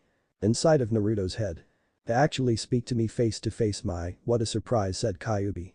I've been thinking about what you said about taking over my body. I distinctly remember you when we first met. You can't take over my body ever, said Naruto. I'll explain. I had little knowledge then from what I heard and what I haven't experienced. I know there are times I can take over our body, said Kyuubi with a sigh. What do you mean? Asked Naruto. Remember when that time with the whirlpool? I remember at some point I saw ways to enter take control, which means if you are underwater the seal weakens. I also realized it's the same with sea stone, which as I said, won't explain till later. There might also be other strange ways that I can take over, but I'm unsure about it, understand, said Kyuubi. I guess it makes sense after all, they say we can't use our power when submerged, said Naruto. You should get up now. If that's all you want to talk about in private, then you should leave. You have to fight those pirates, said Kyuubi. Right, said Naruto. Naruto woke up in the real world. Wow, you were right, said Sakura to Luffy, as it had only been a few minutes. The sun rising, said Sasuke. The sun began to rise and the battle would begin soon. Next time. As fate would have it, they're on the wrong slope. Now Usopp, Kiba, Akamaru and Nami are the only one who can fight them off. Why? Naruto and Luffy are extremely lost and Zoro, Sasuke and Sakura slipping in the oil thanks to Nami, and when they are reunited, something unexpected happens to Naruto as well as Kyuubi. What is it? What will happen? Chapter 12. The War at the Shore. The crew was fully prepared for the fight, eagerly awaiting for the enemy to arrive. Sadly this happened. Do you hear something? Asked Nami. Everyone tried to listen. There was yells. There's yells coming from the north, said Nami. Oh man, said Usopp. Great, we forgot there's another slope like this to the north, said Kiba. The north, said Naruto. We'll be there in 3 seconds, said Luffy. The two ran away. No, not this, cried Kyuubi. What do you mean? Asked Naruto. For the last time, Kit. Directions don't work like that. The colder you get just means that you're entering a colder area, not north, cried Kyuubi. Sadly these cries fell upon deaf ears. Back the slope. All this for nothing, said Usopp. Don't worry, we can handle them without your crackpot plan, said Kiba. Both ran away with Akamaru following closely. Nami realized something. Our boats are at the north shore, the treasure, said Nami. Oh, said Sakura. Nami began to run, but she slipped on the oil. She began to drag Zoro down, who began to drag Sakura down, who began to drag Sasuke. Nami looked up and got brilliant idea. Sorry, she said, stepping on Zoro. Excuse me. She said, stepping on Sasuke. I know you understand my predicament, she said, stepping on Sakura. All three slid down the hill. Sorry, but my treasure's in danger, yelled Nami as she ran away. Nami, said Sakura. That doesn't give you the right to step on me, yelled inner Sakura. Meanwhile the Black Cat pirates were about to climb up the oddly identical slope when they were met by a hail of pachinko balls. Stop right there, yelled Usopp, who was quickly followed by Kiba and Akamaru, who had taken on Kiba's form. Who are you? Asked one of the pirates. I am the great Captain Usopp. Leave now or my crew of 8,000 men will take you out, said Usopp. Kiba sighed while Akamaru slapped his forehead. Who's going to believe that? He asked. No one. 8,000 men? Really? Yelled Django. Both Kiba and Akamaru and I fell. Captain Django, sir, I think it's a lie, said one of the men with a big sweat drop. Oh right, said Django. Where are Luffy and Naruto? I thought they would be here by now, said Usopp. Elsewhere on the island. Luffy and Naruto somehow made it to town. I don't think we went in the right direction, said Luffy. You think? Yelled Kyuubi. Naruto flinched. You didn't have to yell, said Naruto. Yes I do, you and your brother are directionless idiots, yelled Kyuubi. We are not, said Naruto. Yes you are, you two think if you head north it gets colder, said Kyuubi. La la la la la la. Not listening, Naruto sang mentally to tune out the fox demon. I give up, said Kyuubi. I just hope the others are doing well. Back at the slope the Black Cat pirates were looking at the three standing in there, most of them anyways. Captain Django, sir, we're finished with the suspicious boat. There's treasure in here, 4 or 5 million berries, said a pirate sent to search the crew's small boats. 4 or 5 million berries, why would they have that much money, said Usopp whispering to Kiba. They are pirates, said Kiba. Wait, I have an idea, said Usopp, that's my treasure. Kiba sighed. This won't work, he muttered. Akamaru nodded in agreement. If you leave now I will give it you, said Usopp. Django just laughed. You do realize that we will take the treasure and stay after all? There's more treasure in town, said Django. See, told you, said Kiba. Now you three, said Django. Kiba and Akamaru turned away from him. Ugh, I, said Django. What you doing? Asked Usopp. You know right, said Kiba. Know what? Asked Usopp. When I said 1, 2, Django, you'll step aside, said Django. 1. Nami ran up to Usopp and hit him in the head with her staff. Nice on Nami, said Kiba, snickering. Why did you do that? Asked Usopp. That guy's a hypnotist, said Nami. You didn't know? I figured it out, said Kiba. Maybe if you told me, yelled Usopp. Also you tried to give away my treasure, said Nami. Usopp's sweat dropped and changed the subject. Where are the others? I thought Naruto and Luffy were already here, said Nami. Meanwhile Naruto and Luffy were lost, still trying to find North Kyuubi's side. Why did I have to be sealed in him of all people? Asked Kyubi. Back at the slope. But I'm sure Sakura, Zoro and Sasuke will get here soon, said Nami. Back at the other slope, Zoro and Sasuke tried their hardest to run up the hill. But kept slipping down Sakura's side. I have an idea, said Sakura. What? Asked Sasuke.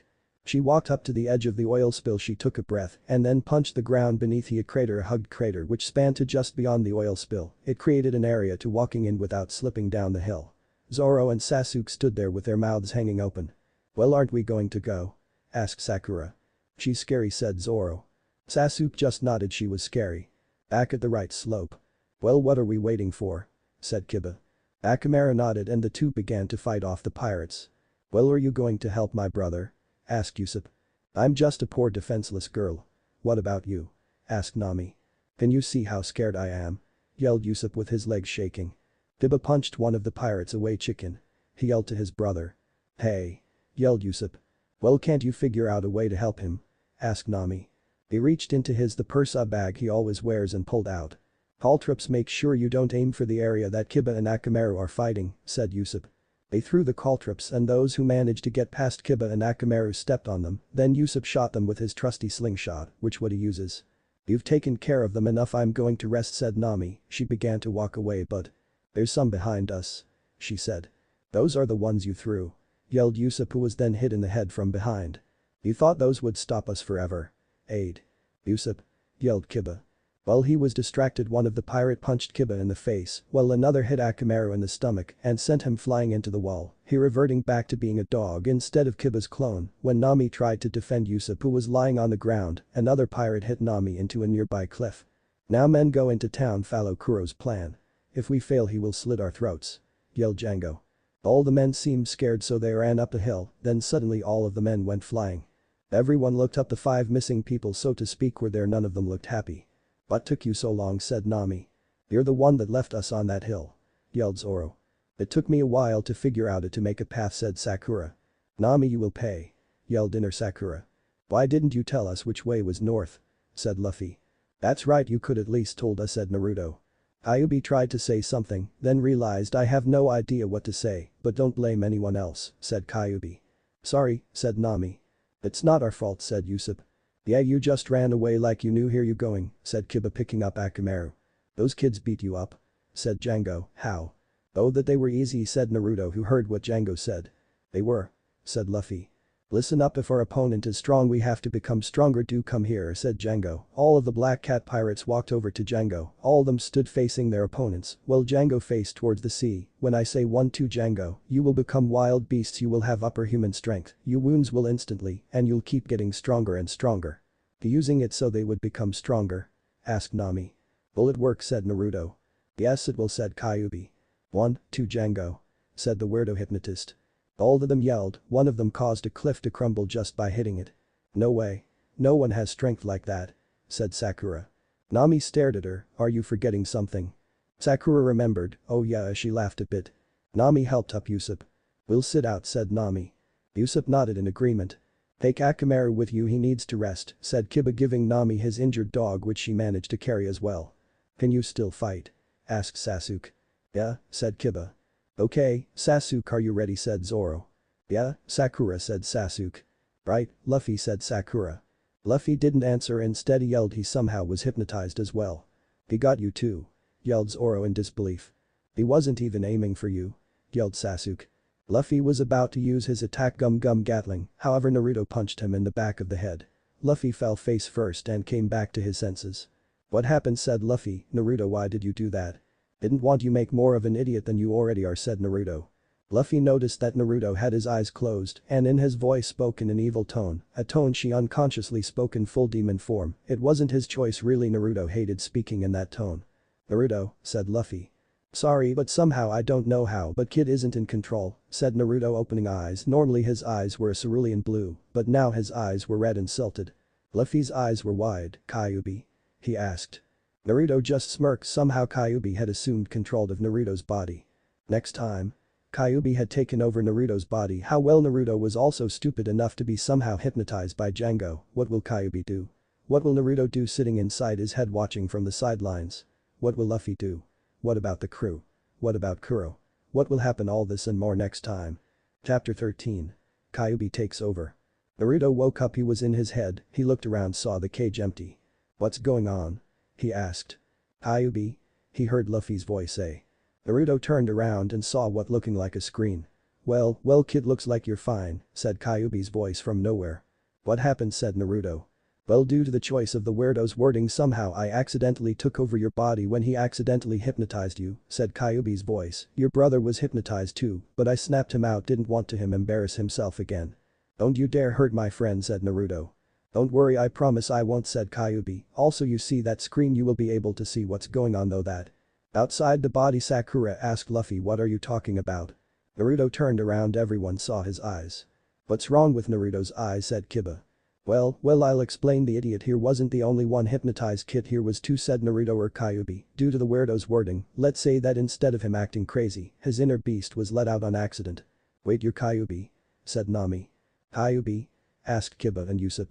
"That's right, Nami, and there's something I've been wanting to say to you," said Kyuubi. "I think you're pretty hot." Nami sweet-dripped, "Thanks," she responded, not knowing how to respond. "Perverted fox," said Naruto. "I almost forgot," said Kyuubi. He turned around and glared at the crazed pirates. The pirates seemed to snap out of the hypnosis as well, stood in fear. "What is with that kid?" said one of the pirates. Kyuubi just chuckled. "You haven't heard of Jinchuriki, have you?" he said. "Jinchuriki? Wait, I thought those and the Biju were just stories," said Kiba. "Sadly you're mistaken," said Kyuubi. "Hey Wako Jacko, no matter what you send at me, I will defeat it." "He's overconfident," said Sakura. "Naruto always mentioned that," said Luffy. "I can hear you," said Kyuubi. "But they are right," said Naruto, laughing a little. "You sure you want that?" said Django. "Of course Wako Jacko," said Kyuubi. "Why do you call him Wako Jacko?" asked Naruto. "When you're as old as I am, you learn things from other dimensions. He sure does look like Wako Jacko." Django was annoyed. "Fine then, Siam, but you get down here now," said Django. Meanwhile in town, Carrot was half asleep. "Hey, wake up," yelled Konohamaru. "Sorry, I'm usually asleep at this time," said Carrot. "We have to figure out how we can help, even though we said we wouldn't," said Pepper. "I could send in my clones to distract them," said Konohamaru. The other three boys sweet-dripped. "You still need practice, they still come out dying," said Pepper. "But I've made one or two good," said Konohamaru. "Right," said Carrot, yawning. "Is that Miss Kaya?" asked Onion. They all saw it was indeed Kaya. She had left her mansion after finding Mary injured severely. Kuro had told Hai the truth and nearly killed him after telling Kaya the truth and finding out all other servants had the day off. Kaya decided to look for Kuro so that she could just hand over her fortune. It was hard for her to walk, but she continued on. Back at the slope. "Look, something big about to happen. Stay back during this fight, but stay in the area, he will be coming," said Kyuubi. "Please don't," said Naruto. "It thought Kyuubi, I need to." I don't like it," said Naruto. "You know they won't even fear unless it naturally comes to them. I know how to use what you aura of fear, I can aim it at the enemies," thought Kyuubi. "Fine, but if not then well I'm going to have to think of a punishment," said Naruto. "Deal," said Kyuubi. "Miban brothers. Come now," said Django. Two men dressed like cats jumped down from the ship. "What is it?" asked the skinny one with green hair named Siam. "I need you take of that kid," said Django. Both of them looked at Kyuubi, then looked at Django. "Is this a joke?" asked the fat one with blackly hair named Butchie. "Do I look like I'm joking?" asked Django. Both shrugged and ran up to Kyuubi, but were stopped dead in their tracks. They were paralyzed with fear. "Fear can do funny things to people. You're paralyzed, aren't you?" said Kyuubi as he began to transform into his full demon form.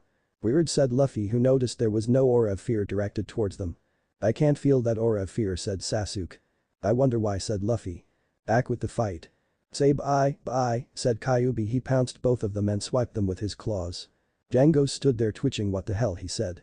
"What is that thing?" asked one of the Black Cat pirates. "I don't know," said Django, "but take him down."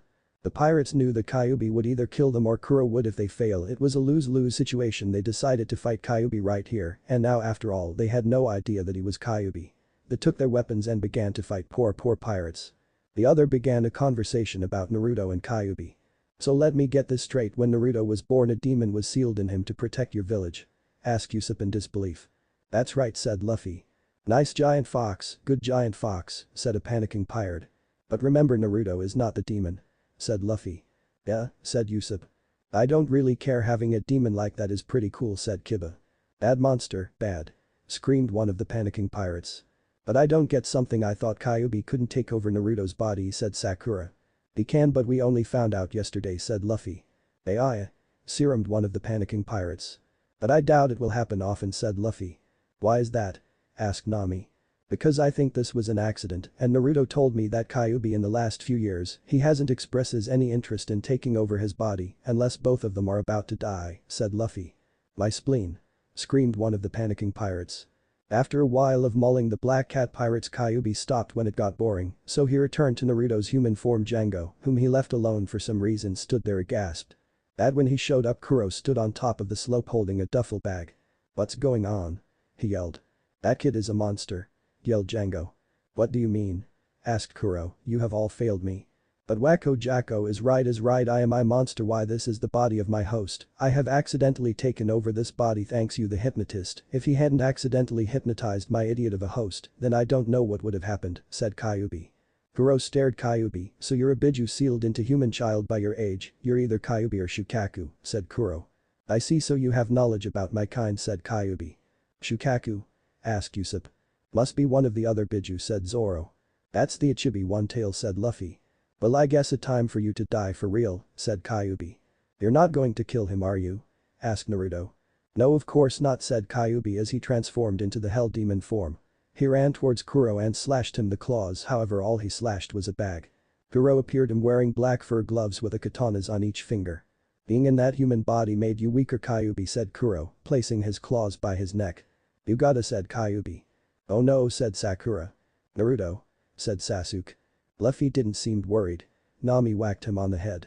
Why aren't you worried, your brother's in trouble, said Nami. Nope, I'm not worried because he isn't, said Luffy giving his trademark smile. Kyuubi just smirked as Kuro was about to cut his throat when there was a puff of smoke. It was a shadow clone, said Kuro. See, I knew that was going to happen. Kyuubi may be in control, but he wouldn't let Naruto get hurt, said Luffy. The others looked at him, turned their attention back to the fight. My, you should know that my host is a clone user who knows shadow clones, said Kyuubi. Will you please stop calling me my host, said Naruto. He doesn't know your name or my nickname for you, said Kyuubi. Clahater. Please stop. Yelled a voice. It was Kaya. She was on the top of the slope. Kaya, said Usopp. So this keeps getting more and more interesting, thought Kyuubi. Next time. Kaya pleads to Kuro to please stop and just take her money and leave in peace. Kuro doesn't want to and decides to on with his plan. It's up to a tag team of Kyuubi and Luffy to take him out. What will happen? Chapter 14. Kyuubi and Luffy team up. Kaya stood on top of the slope, everyone looked at her. What a lovely surprise, Miss Kaya, said Kuro. Mary told me everything, said Kaya. Mary, he lived, I thought I killed him, said Kuro. Kaya looked at Usopp, he was bleeding badly from when he was attacked earlier. Usopp, I'm sorry, said Kaya, I just couldn't believe that Clahater was a pirate. How I can't believe you forgave me and that you're bleeding because of me, said Kaya. Tiba, who was right next to Usopp, raised his finger and was about to say something, but before he could say anything Usopp grabbed his brother's mouth. Please Clahater, if you want my fortune just take it and leave, said Kaya. Kuro just smirked, it's not just your fortune, I want peace of mind. I've been gaining the trust of people in the village, I can actually relax here and that is why the attack on the village and your accidental death, will I have what I want, said Kuro. Kaya, run. Yelled Usopp. He won't listen, just run. Yelled Kiba. Kaya pulled out a pistol from the jacket she was wearing and pointed at Kuro. Leave now, said Kaya. Kaya, how much you've grown, said Kuro, and I've been there though, a lot of it even before your parents died and you became sick. Remember those times we went sailing and those time we went into town to shop. We laughed together and suffered together. I've been humoring you, I've just been waiting for this day, the day I could finally kill you. Kaya dropped the gun, she couldn't bear to shoot him. You're a monster even more than I am. How could you do that to a cute girl? Yelled Kyuubi. Said Naruto, next time you call someone a monster don't end your sentence like that. I guess the great Kyuubi no Yoko has softened in the years, said Kuro, looking at Kyuubi. Kuro, I'm going to do what I meant to do yesterday, said Usopp. Wait, said Kiba. Usopp ran towards Kuro with his fist out, however, Kuro just dodged and went behind him. I should get revenge to what you little dog did to me, said Kuro. Luffy, who was about 10 feet away from Kuro, landed a gum pistol in his face, knocking him out. Everyone stared at Luffy. Did that guy's arm just stretched, said one of the pirates who tried to attack Kyuubi. Captain Kuro is going to be really mad, said another of the pirates. Nice one, Straw Hat, said Kyuubi, trying to think of a nickname that didn't involve the words idiot or brother. It actually took him a lot to not say, my idiot host's idiot brother. Ready? A voice from the forest. Suddenly all members of Usopp's pirates jumped out of nowhere and smashed Kuro's face with a blunt object. Carrot had a frying pan, Onion had a shovel, Pepper had a baseball bat, and Konohamaru had a wooden sword. Then they smashed his face in. "I was right, they did get involved," said Kyuubi face palming. "Run guys," yelled Usopp. "Bit dangerous," said Kiba. "Please," said Kaya. "But we needed to help," said Konohamaru. "That's right," said Pepper.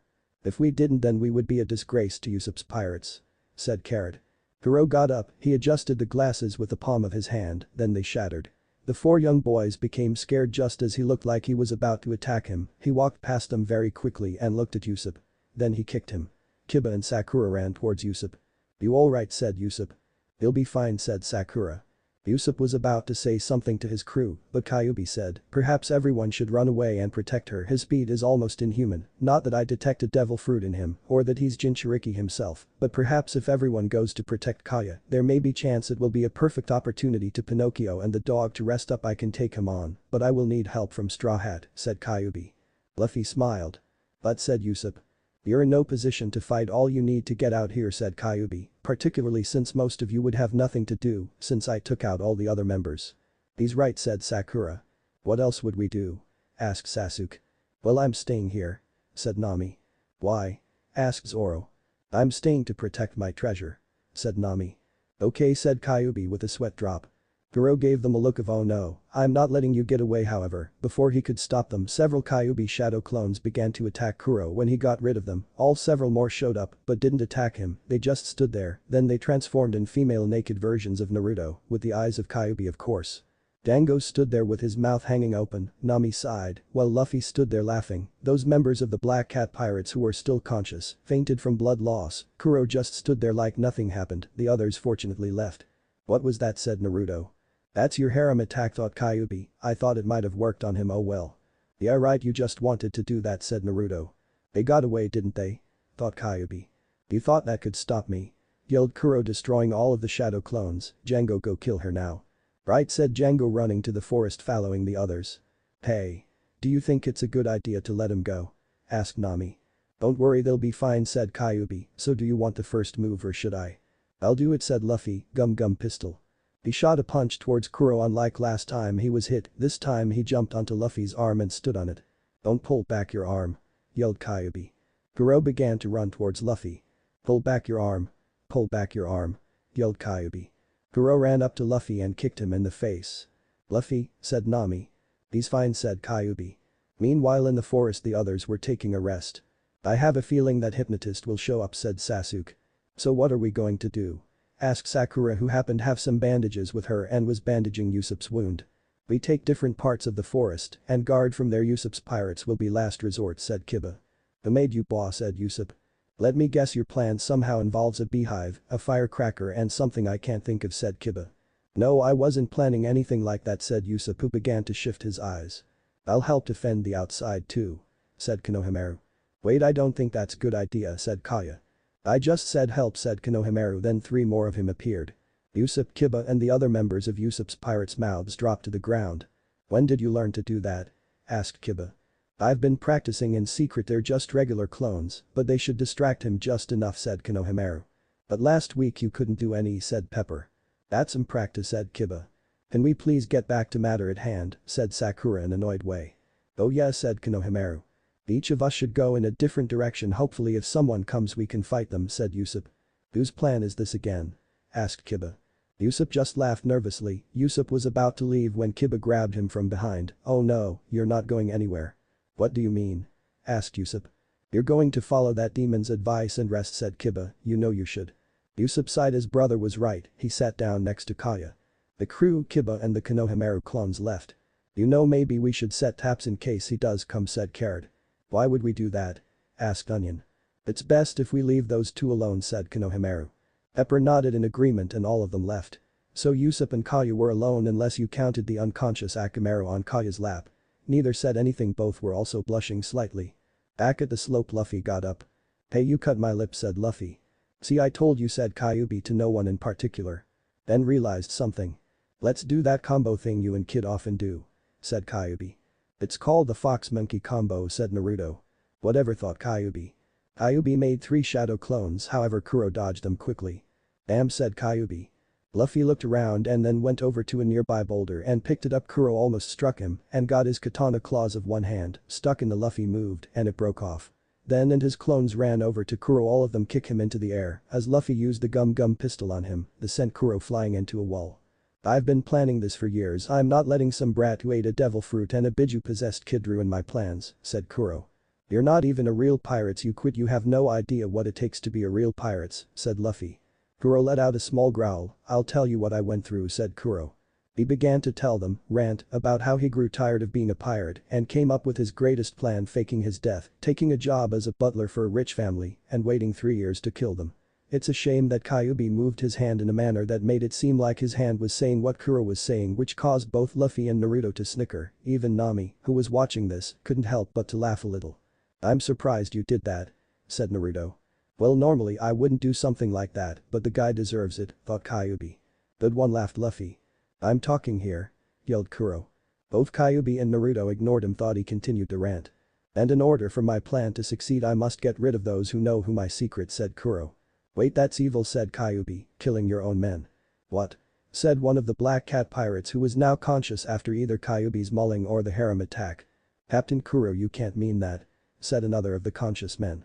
Of course I do, they're just pawns in my plan, able to be cast off when they are no longer needed. They will be willing to die for my plan to succeed. Django is the same, said Kuro. He got into a strange stance, looked like he was going to fall asleep. With his head and arms dangling. Not that attack, yelled one of the Black Cat pirates. Out of the bag, yelled Kuro. He disappeared, he was moving quickly, too quickly, so much so that even the eye couldn't see him. Claw marks appeared on the side of the cliffs and many of the Black Cat crew members were injured. This is interesting, said Kyuubi with a smirk. Meanwhile Django was searching the forest, then he saw Konohamaru. Hey kid, said Django. You're not getting past me, said Konohamaru, defending himself with his wooden sword. Django looked and saw something strange, he had no shadow. Django had heard rumors of clones, he walked straight, thought Konohamaru, which caused him to dissipate that was one of his clones. Meanwhile the Usopp's pirates had just finished their traps. Okay, I think they're all ready, said Pepper. Django continued to walk through the forest, he tripped over a wire and salt and pepper went into his face after sneezing for a bit. He continued on his way, then he tripped over another wire, a log hit him in the face. He laid out on the ground. Pepper hit him in the crotch. This caused him to scream loudly. Meanwhile Kaya and Usopp sat next to each other silently. Kaya broke the silence by saying. You really forgive me? I mean I slapped you in the face, said Kaya. It's alright, I understand you thought Kuro was a good guy, I'm just glad you're safe, but remember we're not out of the woods yet, said Usopp. Kaya nodded as Akamaru woke up, he yawned and got off Kaya's lap. Then they heard Django scream. I'm going to check what happened, said Kaya. Kaya don't, said Usopp. Don't worry, if I don't return in a few minutes go back for me, said Kaya. As she left, Akamaru made a small whine and mentioned over to Kaya. Usopp just glared at the dog and said, oh no, don't you start too. After a few minutes, Kaya didn't come back, so Usopp followed where she went with Akamaru closely behind. He found all 4 members of his crew laying on the ground while Django was about to kill Kaya. Oh no you don't, yelled Usopp. Back at the slope, Kuro had managed to slash Kyuubi at least twice. When he slashed Luffy, he managed to grab the butler and throw him a few feet. Kuro got up and said, any last words? I have some, said Kyuubi, who cleared his throat and said a British accent, Jeeves, go get me more tea and make there's no sugar. This made Kuro angry, he prepared that stance again, but Luffy jumped on him, warped his body around Kuro's, and stretched his neck all the way to the beach. Good move, said Kyuubi. Back in the forest, the 4 members of Usopp's pirates hear their captain. They got up and tried to attack Django again, but he just kicked them away. Django pushed Kaya into a tree, chalking her his hypno ring that also happened to be a chakram. He was about to kill her. Usopp managed to pull out a small ball from his bag while also taking out the slingshot. Exploding star. He said, shooting the ball at Django. It hit in the back and exploded. Django fell to the ground, saving Kaya. Usopp collapsed as his crew and Kaya ran to him. Kiba heard the explosion and managed to get there in less than a minute. But looks like things are alright, said Kiba. Yeah they are, I think we should talk, said Usopp. Zoro, Sakura and Sasuke saw them talking not too far away. So should we head back to the slope? Asked Zoro. Yeah, hopefully Luffy finished off Kuro by now, said Sasuke. All 3 of them left to see if the fight had ended. Back at the slope, Luffy brought his head forward and head-butted Kuro so hard that it knocked him out. Leave now, yelled Kyuubi. And leave all your treasure, yelled Nami. The conscious member nodded, some grabbed Kuro, some grabbed the unconscious and her dead members, the rest gave them all the treasure they had on the ship and sailed away as fast as they could. Luffy was about collapse from the injured when Nami caught him. After a few minutes of resting and the other three returned, Kyuubi cleared his throat. "Hey Kit's brother, there's something I've been meaning to tell you," said Kyuubi. "What?" asked Luffy. "Okay, who do you think you are? Son Goku? You are externally immature, idiotic." 20 minutes later. "You are obviously addicted to meat, do you know unhealthy it is? Well, that's I have to say what I don't like about you," said Kyuubi. Everyone who heard Kyuubi's rant had their mouth open and gasped. "Too much, a little too much," said Naruto. "But there are some nice thing about you are a nice guy, you're a really good older brother, and you always helped Kid out when he needed help and looked after him, and that's what I like about you," said Kyuubi. Luffy's sweat dropped, he had no idea how to respond. "I'm going to take a nap, I think it might give Kid control back," said Kyuubi, who collapsed. Inside of Naruto's head, Kyuubi returned to its cage. "So how was it?" asked Naruto. "I managed to defeat a lot of the pirates, so I'm cool for a few months," said Kyuubi half jokingly. "I have one more thing to say. Why did you say all those things to Luffy?" asked Naruto. "I've been waiting to say all those things for the longest time, the list would have been longer if I met him later on," said Kyuubi. "I guess," said Naruto. "Well, you should return to the waking world, I'm sure everyone's worried and hopping." "I won't wake up," said Kyuubi. "Okay," said Naruto. Outside, Naruto woke up. "Sorry about Kyuubi," said Naruto to Luffy. "It was no problem," said Luffy. "Back in the forest with Usopp." "Why?" asked Usopp's pirates. "Because if the town find out, people will be worried. Nothing happens here anyway, so things will be okay," said Usopp. "But don't you want to be a hero?" asked Konohamaru. "It doesn't matter, no one would believe me anyway," said Usopp, "so will you agree to keep as a secret?" He turned towards his brother and Kaya. "Well, yeah, I'm actually surprised you went with this way. I would have thought you would brag to the whole town that you saved her. It's not like you at all," said Kiba. "Hey," said Usopp. "I promised to keep as a secret as well," said Kaya. "Remember, today was just an ordinary day," said Usopp. And so everyone nodded in agreement. It was just an ordinary day for the rest of the town, not knowing of the fight that just took place. Next time. Kaya finds a way to thank the crew. What is it? Also, Usopp disbands his crew. Why? What will happen? What is Kaya's thank you? What will happen to Usopp, Kiba and Akamaru? Find out next time. Chapter 15. Kaya's thank you. The crew were eating lunch in the restaurant after resting up from their fight. Correction, Luffy was resting up from his fight. Naruto, thanks to the fact that he has healing powers from the Kyuubi, why he never healed the scars on his cheeks was beyond him, and the fact that most everyone else did nothing did help a bit right before the others showed up, but other than the others did nothing. "So what do you think of my guest?" asked Naruto. The other members thought for a moment. "Well, I was expecting something a little more evil," said Sasuke. The others except for Luffy nodded in agreement. "If he's so evil, then why did he fight Kuro?" asked Inner Sakura. "And you were right, he is a pervert," said Nami. "Well, he has mellowed out over the years, he was a lot worse when I was a kid," said Naruto. "Says you?" yelled Kyuubi. Naruto sighed as Luffy swallowed the meat he was eating. "Why did he say all those things about me?" he asked. "Because he's an idiot and I don't like idiots," said Kyuubi. "I'm pretty sure his rant explained it all," said Naruto, "and he also said you were a good person." "I guess you're right," said Luffy. "Oh, there you are," said a voice. The voice belonged to Kaya. "Miss Kaya, what are you doing out of bed?" asked Sakura. "Well, I'm feeling a lot better. My sickness was caused by the shock of my parents' death, and thanks to Usopp, I'm a lot better." "Is it true that you're still looking for a boat?" asked Kaya. "Yeah," said Luffy. Meanwhile, elsewhere in town, Usopp had called a meeting for his pirate crew. "I have an announcement to make," said Usopp. "You're finally going to ask out Kaya?" asked all four boys. "For the last time, I don't like her like that," said Usopp. "Right," said Pepper, speaking for all of them. "Now, as I was saying," said Usopp, "I have decided to go to sea alone." "Why?" asked Konohamaru. "I want to follow my dream of being a real pirate," said Usopp. 4 years ago we formed our pirate brotherhood, and since all of us had such great adventures, but now it's time for me to have real adventures. Those 6 inspired me to follow my dream." The wind blew almost dramatically. All 5 of them began to cry. "Now what are your dreams?" said Usopp. "I want to be novelist," said Onion. "I want to be tavern owner," said Carrot. "I want to be a carpenter," said Pepper. "I want to be a cage like my grandfather," said Konohamaru. "All of them are good dreams, keep them alive," said Usopp. "Now I declare the Usopp Pirates disband." Usopp quickly headed for his house and began to pack, then he noticed Kiba was packing. "Hey, who said you were coming?" asked Usopp. "I have to because 1. You might meet Dad, 2. You're the only family I have here, and 3. If don't come I'm sure you'll come running back. I mean you are a scaredy cat," said Kiba. Usopp sighed with a sweat drop. "Are you going to say goodbye to Kaya soon?" asked Kiba. "I might," said Usopp. "But the kiss," said Kiba. "Don't push your luck," said Usopp. And so both of them packed. When they were done, Kiba and Akamaru stared at Yusup's backpack. "Don't you think you overpacked?" asked Kiba. "No, why?" responded Yusup. Yusup had packed everything in that house that Kiba didn't find necessary to pack himself, and Akamaru, the backpack he had on, was the size of boulder. It was doubtful that it would get it outside the house. "200 berries say you'll get stuck in the doorway," said Kiba. "You're on," said Yusup, leaving the house. Sadly, he now owed his younger brother 200 berries. "Need help?" asked Kiba. "That would be appreciated," said Yusup on the other side of the door. Kiba used his man-beast clone on Akamaru, and both began to push the huge back. They managed to get it, though at the cost of breaking the doorway, but the backpack began to roll down the hill. "Oh man," said Kiba, as he and Akamaru followed his brother. Meanwhile at the slope, Kaya and her butler Mary were showing the crew something. "You're really giving this to us?" said Luffy and Naruto. The ship was docked there. It's small when compared to most ships, but it was just enough. The figurehead was ram, and it was Caravel. "I designed it myself. This is the Going Merry," said Mary, who kind of looked like a ram himself.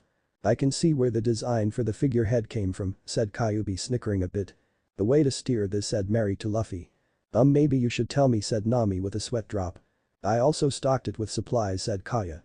"Wow, Kaya, you added insult to injury," said Luffy. "Try adding icing to cake," said Sasuke. "That too," said Luffy. Just then, Yusup, still attached to his backpack, came tumbling in.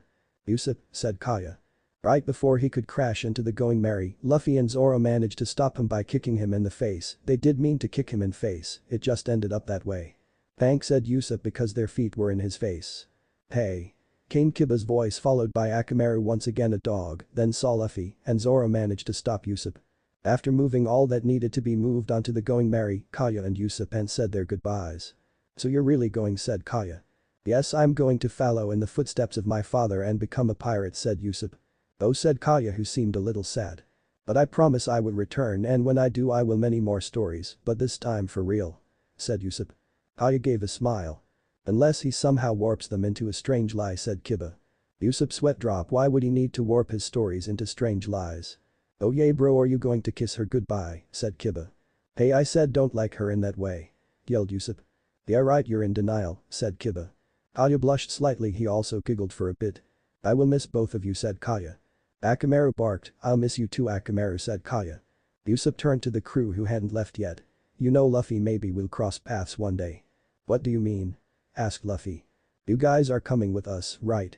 asked Naruto. Yusup didn't know how to react. He jumped happily while Kiba smiled. "Just call me Captain," yelled Yusup. "Hey, I'm the captain," yelled Luffy. Kiba could help but to an "I'm fall, you'll never change," he said. And so they sailed away, now with a ship and 2 crew members, 3 if you count Akamaru, heading towards adventure and hopefully the Grand Line, but they needed one more thing first. Next time.